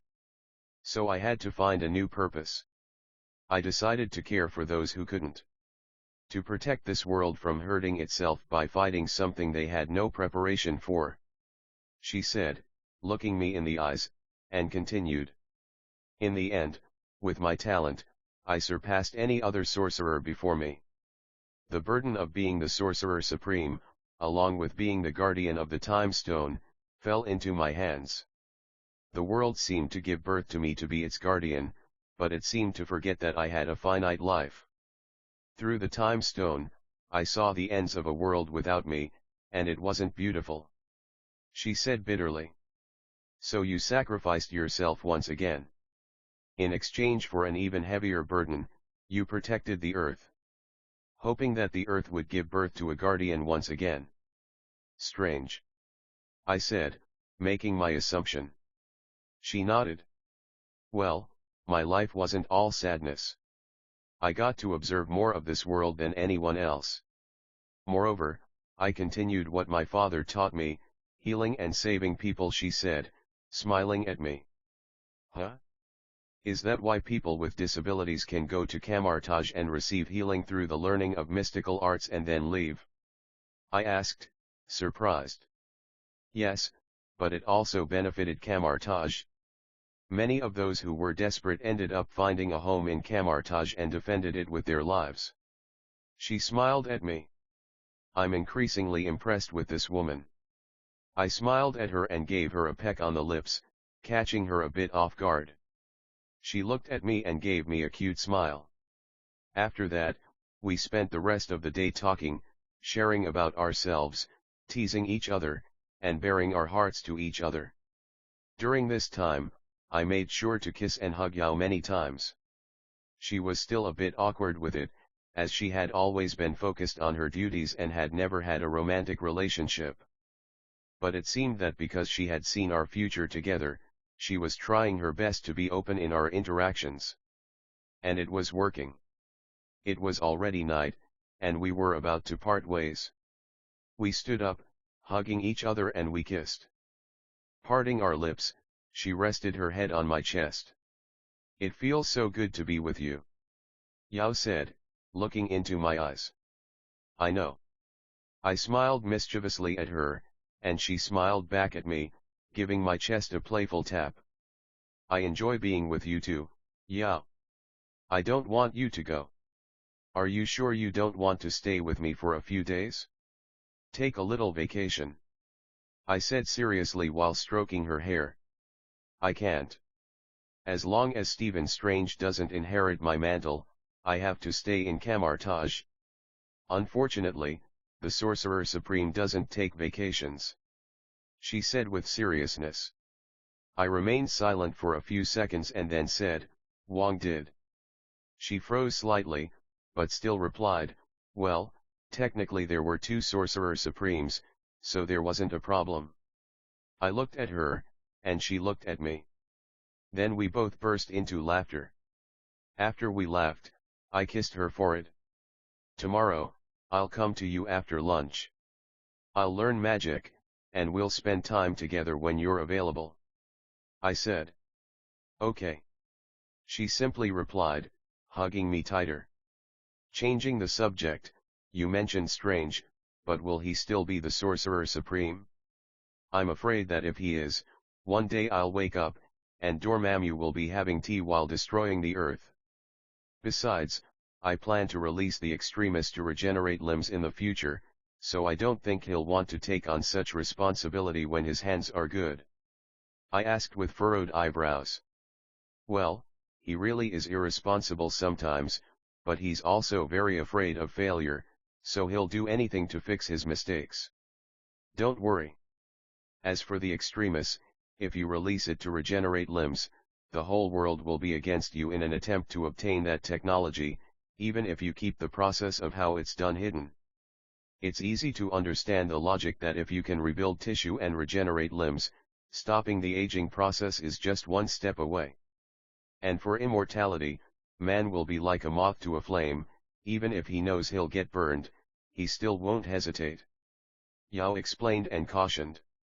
Well, I had already thought about it, but according to Yao's warning, the problem would be even bigger than I thought, and I didn't want such a huge problem in my life. Some problems are not something that can be solved with just a show of force. Blood has to be spilled, and I don't want to do that, so let's avoid the problem. I'm already selling highly functional synthetic prostheses, so I won't get into trouble. We talked a little more and reluctantly parted ways. Returning home, I found Pepper had just arrived. "Did you have a fun day today?" she asked as she took off her coat and hung it up. "It was fun, Peps. Hey, did you know that Earth has a protector? And she's a mage, extremely powerful? And she's kind of like the master of a Hogwarts mixed with an army that trains mages to defend the Earth," I asked with a playful smile as I sat on the couch and pulled Pepper onto my lap. Pepper raised an eyebrow at me and said, "Tony, I shoot energy beams from my hands and traverse the universe with my body. I really didn't know about this, but it's not that shocking." Ha ha ha. "Well, you're right. But do you remember what I said about Odin?" I laughed and asked. "That he's one of the most powerful beings in the universe? What's the matter?" Pepper asked, confused. "Well, this protective mage, now that I've helped her recover, said she's as powerful as Odin in his prime. And she has almost 1,000 years," I said, smiling mischievously. Okay. I guess. But why are you talking like that?" Pepper was getting more confused with each passing moment. "Well, now she has an even more shocking identity, Your sister wife. I said, puffing out my chest, triumphant. I finally managed to put a slightly shocked look on Pepper's face. Ugh. Tony, you're getting more absurd by the minute. Pepper gave up and simply lay on my chest, closing her eyes.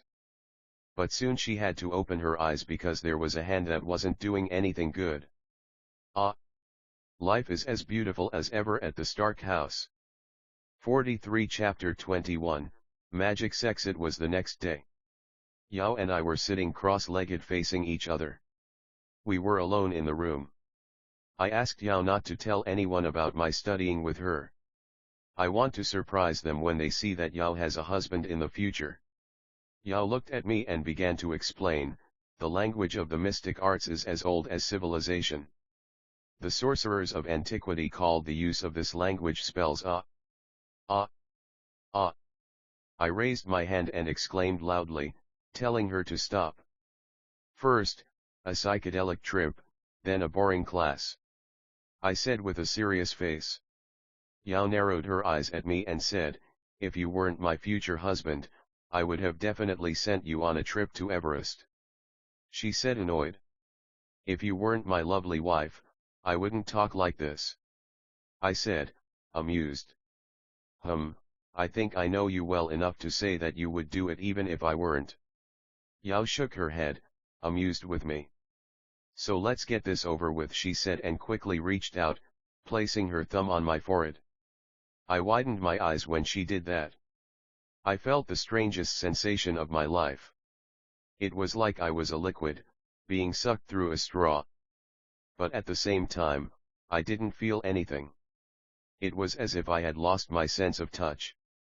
Then it felt like I was in a nauseating VR roller coaster ride, where you have no special sense of touch, but you still get dizzy and nauseous due to the poor VR quality. My eyes marveled at various worlds and realities. I saw my body being chopped up and reconstructed into something completely different. I saw Dormammu and gave him the middle finger. I don't know if he saw me, but his perpetually grumpy expression gave no hints as to whether he saw and got angry with me. After the crazy trip, I returned to my body and looked at Yao with wide eyes and a heaving chest. You. Forgot. To say open your eyes, you'll have to do it again I said, panting but with a smile. Yao looked at me helplessly and let out a bitter sigh. A few seconds later, I went on another psychedelic journey. It's been 1 month since I met Yao. My daily routine is as follows. Before lunch, I studied the Tesseract and technology. After lunch, I went to Camartage and studied magic. At night, I spent time with the girls, going on dates or just watching TV at home together. Of course, the day ended with adult activities. Yao has already met the girls and got along with them very well. But she and I haven't consummated our relationship yet. She wants to take it slow, but it shouldn't take long. She's just a bit shy due to some things, like her age and inexperience, but I'm working on it. Right now, I'm sitting and reading an old book while sipping on a cup of coffee. So, this is how sling rings are created. It's not difficult, then. I thought aloud and raised my hand. Nanobots began to gather on my index and middle fingers, transforming into a sling ring. I then pointed my left hand forward and started making circular motions with my right hand. Soon, a portal appeared in front of me, and a smile appeared on my face. It's a very creative way to use your nanobots. This way, you can never get stuck in the mirror dimension. Yao suddenly appeared behind me, startling me. Damn it, Yao. You have to stop doing that. I said, annoyed, placing my hand on my chest and sighing after getting a scare. I looked at her, and she elegantly had her fan in front of her mouth, but I could see her eyes curved into crescents. Sorry, it's too much fun. She apologized cheerfully, with no sincerity. What do I do with you? I sighed bitterly. Then I looked at her with a smile. I reached out and quickly pulled her onto my lap. Well, you mischievous girl, you're praising my creativity, but I bet you've been doing that ever since I gave you your own nanobots. I said, kissing her on the cheek. Benefits of seeing the future. Your future idea of using the energy from the powers we received from the Tesseract to fuel spells is also impressive. Not having to borrow energy from other entities to cast spells is great, and the spell is much more controllable and faster.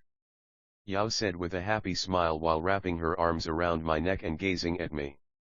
I plan to create a connection with all the stones in the future, so there won't be a shortage of energy or means for our family. I said with a smile. You don't need to tell me that. I already know. Yao said with a mischievous smile and kissed my lips. We kissed for a while. Separating our lips, I said with a mischievous smile, and I know that you know. Yao smiled and looked at me amused. I was mesmerized by her smile. Yao, I don't think I can hold it in any longer. I said as I began to kiss her neck. I know. I can feel it. She said with a smile and started rubbing her ass against my hard member. I hugged her tighter, wanting to melt her body into mine as we kissed. I pulled her robe open at the shoulders and pulled it down to her waist. Why are you wearing bandages to hold up your breasts instead of a bra? I asked, surprised to see her melons firmly contained by a white band. I'm a warrior, so my breasts bobbing up and down not only cause me pain but also upset my balance in battle. Even more so after a certain pervert used his invention to give me lots of curves. Yao looked at me amused and explained. Well, the scene of you fighting and your breasts swaying endlessly seems very pleasant to me. But since only I have the right to see it, and I'm not going to fight you, I'll help you swing them another way. I said with a mischievous smile and put my hand on her sash. Nanobots deftly slipped out of my hand and cut the sash, revealing her large white breasts, with a juicy light brown nipple. I grabbed both her breasts and took one in my mouth while the other I used my hand to caress, knead, and twist the nipple. Ah! Yao moaned softly in my ear. She didn't stand still and started tearing my shirt and unbuttoning my pants. I removed my hands from her breasts and held her by the waist and behind the knees and lifted us up while carrying her like a princess, never stopping sucking on her breasts. Walking to my room, my unbuttoned pants fell to the floor. But my boxer shorts were still there. Kicking open the bedroom door, I threw Yao onto the bed. Pulling my boxers down quickly and standing naked, I approached Yao, who was staring at my member with shining eyes and flushed cheeks. Getting close to her, I slowly pulled her robe down her legs, while looking into her eyes. At that moment, there were only white lacy panties on her body. I put my hand on both her knees and spread them slightly. I dragged my right hand down her calf and stretched out her leg. I started by kissing her beautiful white feet, and slowly I dragged my lips and kissed up her leg, getting closer to her core. I brought my face close to her pussy and started kissing her panties and caressing with my hand. Ah! Yao moaned softly and gripped the sheet lightly. With my thumb, I grabbed one end of her panties and pulled them aside, revealing her beautiful red and pink lips, already wet with excitement. I licked from bottom to top, which made Yao's body tremble. Then I opened my mouth and sank into her pussy, dragging my lips mainly over her clitoris. I started kissing her lips and dragging my tongue around her clitoris. I realized that Yao is very sensitive there, so I had to be careful not to make it painful. My other hand that wasn't holding her panties was exploring her body, shaping her ass, caressing her curves or kneading her breasts. Yao's face was red and she was looking into my eyes with affectionate, anxious glints as she moaned. I continued for a while until I felt Yao's body tremble and she squirmed as she pressed my head hard into her pussy with her hands. Ah! I'm going to come. Yao screamed through clenched teeth and closed eyes. Feeling her influx, I quickly concentrated on swallowing everything. And man, did it taste good. I was going to love the normal taste, but the modified one is 100 times better. Thank you, Extremis. Biting into her panties and slowly pulling them down her legs, I now removed all of Yao's clothes. Smiling at her, who was panting and sweaty from her orgasm, I said with my hands on her knees and spreading her legs. Time for the main course. 27 Chapter 22, Marriage and the Pastor. Time passed quickly. Years flew by in the blink of an eye. I met Maya Hansen and Helen Cho, and although they were beautiful, intelligent, and kind, I didn't have as strong a connection with them, and we didn't form a romantic relationship. Instead, they became my employees, and I funded their research in whatever they wanted. They achieved great results and became pillars of Stark Industries, with their names becoming well known. Even though they didn't have shares in Stark Industries, as I wouldn't sell my shares, they still had profit margins from their inventions, along with excellent salaries and funding. So, they were loyal and grateful to Stark Industries. Currently, it's 1999, and I'm 29 years old. While I no longer age due to extremis keeping my body in its prime, Carol's powers also prevent aging. By 2025, Carol Canon is almost a centenarian and still looks young. But my parents have been pressuring me to get married, so today a grand ceremony was organized. I didn't know many people besides my subordinates, so I invited my top subordinates. Yao also invited the top masters of Camartage, which almost made them faint out of their hearts when they found out that the Ancient One was getting married. In fact, Yao had always concealed her appearance with an illusion at Camartage, but for the masters she invited, she had to reveal her appearance, and this time, some masters really fainted.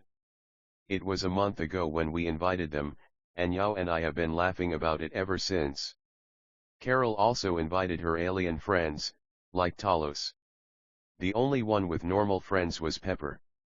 And boy, did she have a problem explaining to her guests that she was marrying me along with 2 other women and that the 3 of us were peculiar and invited people in costumes. Well, it was the only way to explain a crowd in costume of aliens and wizards. As for my parents, I told them the truth, so they were extremely surprised. Almost fainting after hearing and seeing the evidence. Then they bombarded me with questions about what I was doing behind their backs. Man, what a hassle it was to tell the whole story. Anyway, the girls and I were very happy getting married. It was more fun for us, because we've been husbands and wives for years. Of course, it still had meaning, so we took it seriously. Yao was Celtic, so even though their wedding ceremonies 1,000 years ago weren't much different from current American weddings, we still made modifications to our ceremony, like tying our hands with ribbons, having the ceremony outdoors, and some small decorations. My consideration made Yao very happy, so I should be well rewarded tonight. I was wearing a black suit. The girls looked stunning in beautiful white wedding dresses. Pepper and Carol each held my arm, and Yao held onto Pepper's arm. We were all facing the pastor presiding over the ceremony. Dear friends and family, we are gathered here today before God to celebrate the love and union of Tony Stark, Pepper Potts. Carol the pastor began presiding over the ceremony. Let's have another wedding later. I'm annoyed that Yao can't stand by my side. I whispered to the girls, not caring about the pastor's grimace, who continued as if he didn't see me whisper. Tony, not now. Pay attention to the ceremony. Pepper scolded me in a hushed tone. Marriage is a journey of love, trust, and commitment. The pastor was still speaking. I was just saying. If you would just nod, we wouldn't keep talking. I whispered back. You are taking the next step in this wonderful journey together. The pastor continued speaking, but I saw his eye twitching. Tony, stop talking, Carol whispered angrily. Calm down, it's just a casual conversation. You're all too tense. I whispered to Carol with a smile on my face. Yao rolled her eyes and whispered a bit louder for me to hear, I'd like to open your head, Tony, but not to see what's inside, it's just because I want to split your skull. Yao whispered calmly, but the threat was clear. Sigh, women, get irritated so easily. Tony Stark, do you promise to love, honor, and cherish Carol Danvers, Pepper Potts, and Yao, in joy and in sorrow, in sickness and in health, all the days of your life? The pastor asked, though I didn't understand why he seemed to grind his teeth when he said my name. I do. I replied solemnly. The pastor seems a little irritated. What's wrong with him? I whispered back to my brides. The girls just rolled their eyes. And pastor, why are you gripping the Bible so tightly? I can see the veins in your hand. Carol Danvers, Pepper Potts, and Yao, do you promise to love, honor, and cherish Stark, in joy and in sorrow, in sickness and in health, all the days of your lives? The pastor asked the girls. Hey, he left out my name. I whispered in surprise to the girls. We'll try. The girls replied in unison. Huh. I was confused. I must have misheard. Afterward, we exchanged rings and tied our hands with symbolic cords. I now pronounce you husband and wives. You may kiss the brides. The pastor said with a smile, and in the final sentence, he looked at me. I smiled and thanked him, and I went to kiss my brides. May God bless and guide their marriage every day of their lives. The priest continued saying as I kissed my 3 brides. Ladies and gentlemen, it is with great joy that I conclude this beautiful ceremony. The priest smiled and exited. The pastor was a nice guy, but I hadn't paid much attention to him. It was only a few years later, looking at the wedding photos, that I realized who had presided over my ceremony. It was Stan Lee. 42 Chapter 23, Blue Problems. Congratulations, son. The wedding was beautiful. The food is delicious, and the brides are lovely. My mother came over to congratulate me as she dragged my father along. She hugged me and the girls. I looked at both of them and couldn't help but smile, seeing my parents who had once had white hair now looking like 20-year-olds. Thank you, Mom. I said with a proud smile. It doesn't seem like I almost had to go after you and beat you to finally get married. You're almost 29, Tony. She started reprimanding me out of nowhere. Okay. Woman, calm down. You know age doesn't matter much in this family anymore. I said with a bitter look and glanced at my wives for help. They just laughed at me and pulled my mother into a conversation. It seemed planned because it gave my father a chance to talk to me. Tony. He approached me and patted my shoulder. He then made a bitter face as he looked at me. Tony, you don't know how much trouble a woman can be in a man's life. And now you have 3. You'll have tough days ahead. My father said, shaking his head bitterly. I was surprised by this and quickly assured him. Don't worry, Dad, the girls aren't like that. We may argue sometimes, but we're very happy together. No need for the bitter face. I said seriously. Huh? My face isn't like this because I'm worried. I'm just envious. Maria would never let me do this. He looked at me perplexed, patted my shoulder twice, and walked away with lonely shoulders. Meanwhile, my eye was twitching in frustration. Sighing and shaking my head, amused, I grabbed a champagne flute that passed by on a tray next to me and went to chat with other guests. I passed by a table full of men dressed as wizards. There I saw a younger Wong, but with the same grumpy face. In his lap, there was an extremely fat yellow cat eating everything placed on the plate. I looked amused at the scene and approached. You're Wong, right? Thanks for taking care of this hungry girl for us while we're on our honeymoon. I said with a smile, extending my hand and holding the kitten's mouth, which didn't even look at me, its owner when I arrived. Don't worry. The Sorcerer Supreme has done a lot for this world. It doesn't bother me to help since you'll be allowing a rare rest for the Sorcerer Supreme. Wong replied with his grumpy face, but you could see his inherent kindness along with the admiration he has for Yao. Still, I want to thank you. I smiled at him. I then looked at the cat that was looking at me pitifully. Goose, stop eating. You're a damn flirkin, how can you be fat? When I come back from vacation, you'll go on a diet. I spoke to the cat, who was now looking at me with pitiful eyes and its mouth closed in my hand. Tony, stop intimidating Goose. She's a good girl. Carol appeared by my side and took Goose in her arms. That's a pig, not a cat. I rolled my eyes. How can she be a pig? Look at her. Carol kissed Goose's head and then extended her in front of my face with her arms. It looked like the monkey lifting Simba in The Lion King. Well, I'd better not say what I thought, or Carol might get mad. Look how cute she is.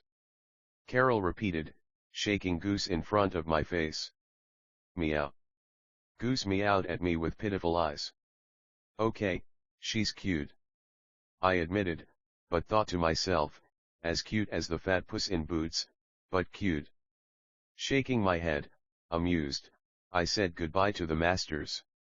Okay, I think we should move on, Carol. We have other guests. And thank you, masters, for coming to our wedding. I took Carol's hand when she returned Goose, and thanked the masters for coming. Carol waved to them with a smile, and we walked to another place. Hey, Carol. Tony. We were walking when we were stopped by Talos. Talos, long time no see. How are you? I asked with a smile. I'm well. I want to thank you and Carol once again. My people have been very happy on the planet you gave us, along with the protection of the Iron Legion. Talos, in his green form, spoke with a smile. We had already informed them that they didn't need to camouflage themselves at our wedding. No need to thank us, Talos. We're happy to help. Carol replied with a serious face. I nodded as well.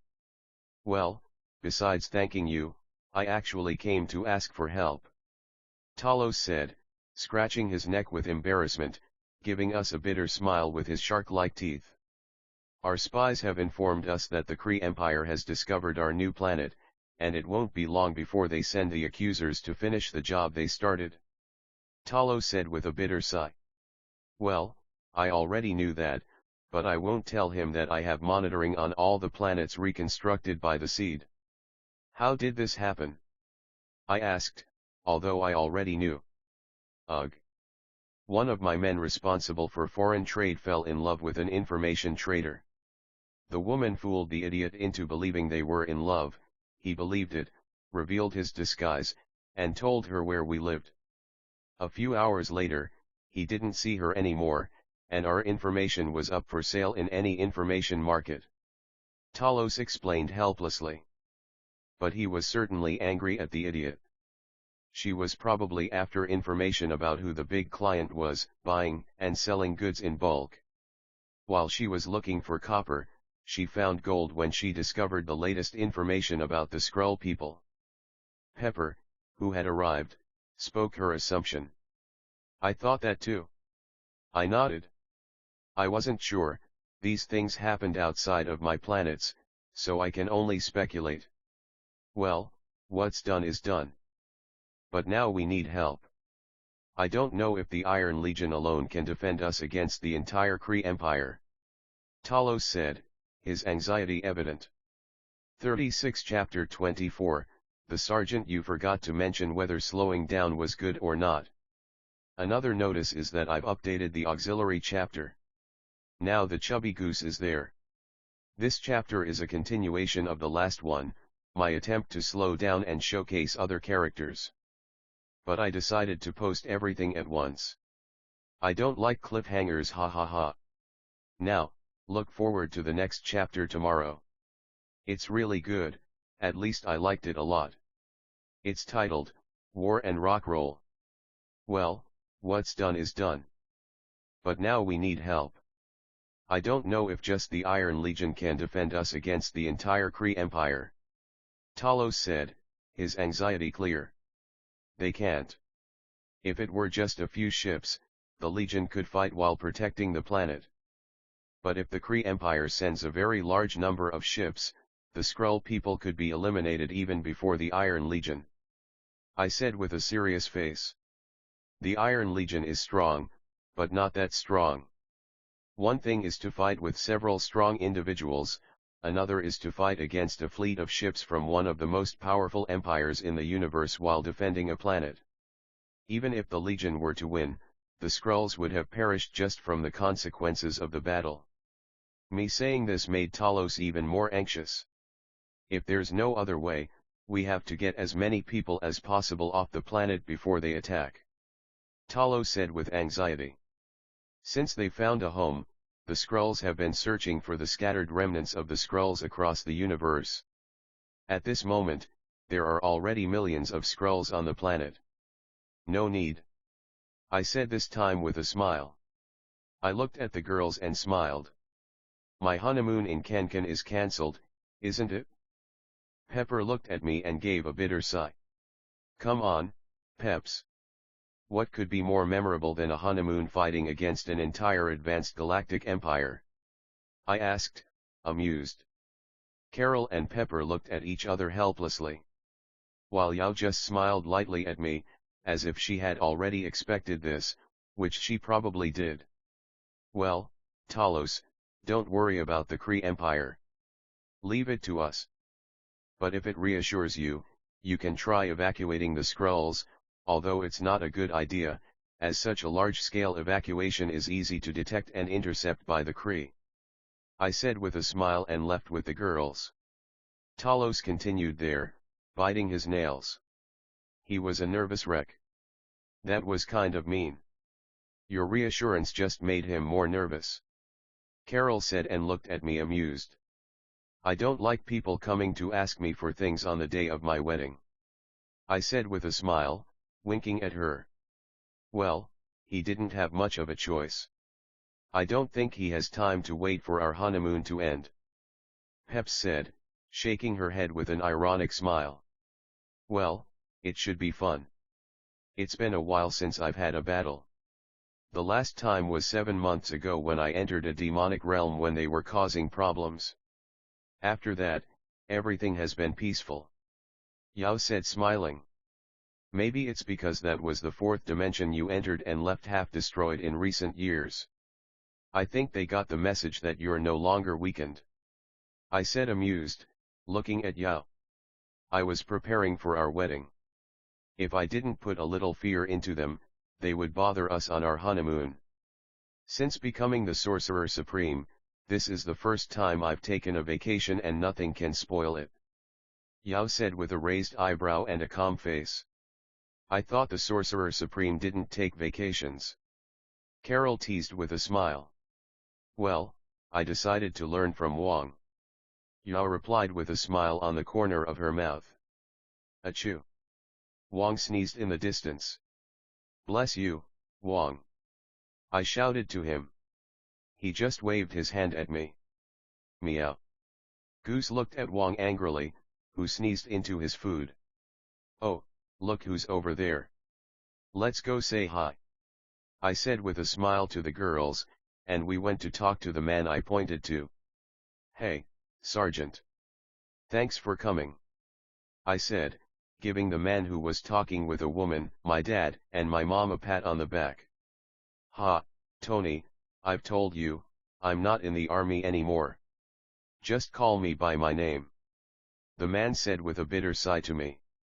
Sorry, I'll leave Bucky for your frozen boyfriend to call you. I said, provoking him. How many times do I have to say it? Steve and I are brothers, nothing more, nothing less. Bucky said through gritted teeth to me. He always shuddered when I said they were boyfriends. I had already informed him that Steve was frozen but alive. I told Bucky to let Steve be for now because I had plans for Steve. Bucky also agreed. According to him, he's not ready to see Steve yet because his hands are too bloody. Mr. Stark, you don't need to doubt Bucky. I know him well enough to say that they are just friends. The woman with him said with a smile. But I could see that she had a lot of respect for me. Oh. Could you tell me who this lady is? I asked with a smile to her. Lania Petrovna. She smiled at me, said her name, and extended her hand for a handshake, which I shook. She then continued, I'm one of the widows you rescued. I tried to adapt to a new life, but in the end, the horrors of the Red Room always came back to me. So, I joined the Iron Brotherhood and met Commander Bucky there. Things happened, and we fell in love, she said with a smile and held onto Bucky's arm, who blushed slightly. Wow! Bucky, it looks like I underestimated you. Congratulations. I wish you all the happiness in your relationship. I exclaimed surprised, but then I smiled and congratulated the couple. Thanks, Tony. They expressed their gratitude. About Bucky, I had intended to leave him frozen in my warehouse until Steve arrived, but old Howard had seen his face, and he wouldn't let his old friend suffer. So, like a good father, he handed over the job of healing and taking care of Bucky to me. Typical. So, I healed him, took care of his mental state, and had him join the Iron Brotherhood as one of the commanders to atone for the sins he committed as the Winter Soldier.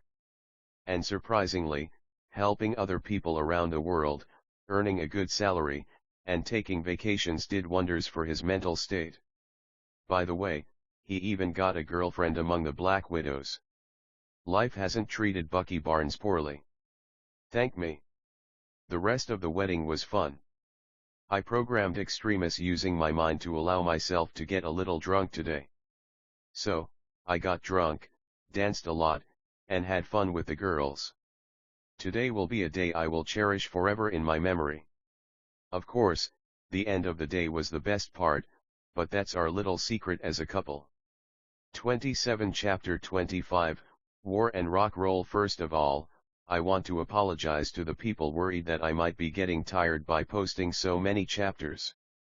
But I really couldn't hold back because I particularly like this chapter, and I want it to be the celebration chapter for 1 million views. You guys are incredible. I was in a weightless state, hidden among asteroids. My iron armor covered me. In the distance, occasionally, I would see small points of blue light. Those were the lights from the reactors on the girls' chests, which were also hidden. Everything was very dark, as we were floating in the universe. Yawn, I'm tired of waiting. How much longer, Jarvis? I asked from within the armor. If there are no deviations in the route. My calculations indicate they should arrive in 2 minutes, passing at high speed 200 meters above your head. Jarvis informed accurately, omitting some unnecessary technical details. Tony, this is the 10th time you've asked, and we've only been here for 10 minutes. Carol complained over the comms. Well, Care Bear, I have to time my grand entrance just right. Too bad sound doesn't propagate in space, otherwise, I'd definitely have my enemies fall to the sound of Black Sabbath. I said without caring, looking at my nails. Of course, I was just having fun, as I couldn't see my actual hand while dressed in the iron armor. I hate you. Carol said, sulking. She hated that nickname. I smiled. I love teasing her. Well, it's almost time. At least we can hear the music ourselves. Jarvis, play Black Sabbath, Iron Man. This time it was Peps who spoke. Ah, I love this woman. Yes, madam. And sir, it's time. Jarvis notified and played the music. I am Iron Man, well, time to shine. I smiled excitedly at the sound. I powered up my repulsors and accelerated 200 meters upward while spinning. Upon reaching there, I stretched out my limbs like a star. Small missiles launched from my limbs and flew away. As they flew, they grew and released more missiles. In their wake, they dispersed nanobots. Has he lost his mind?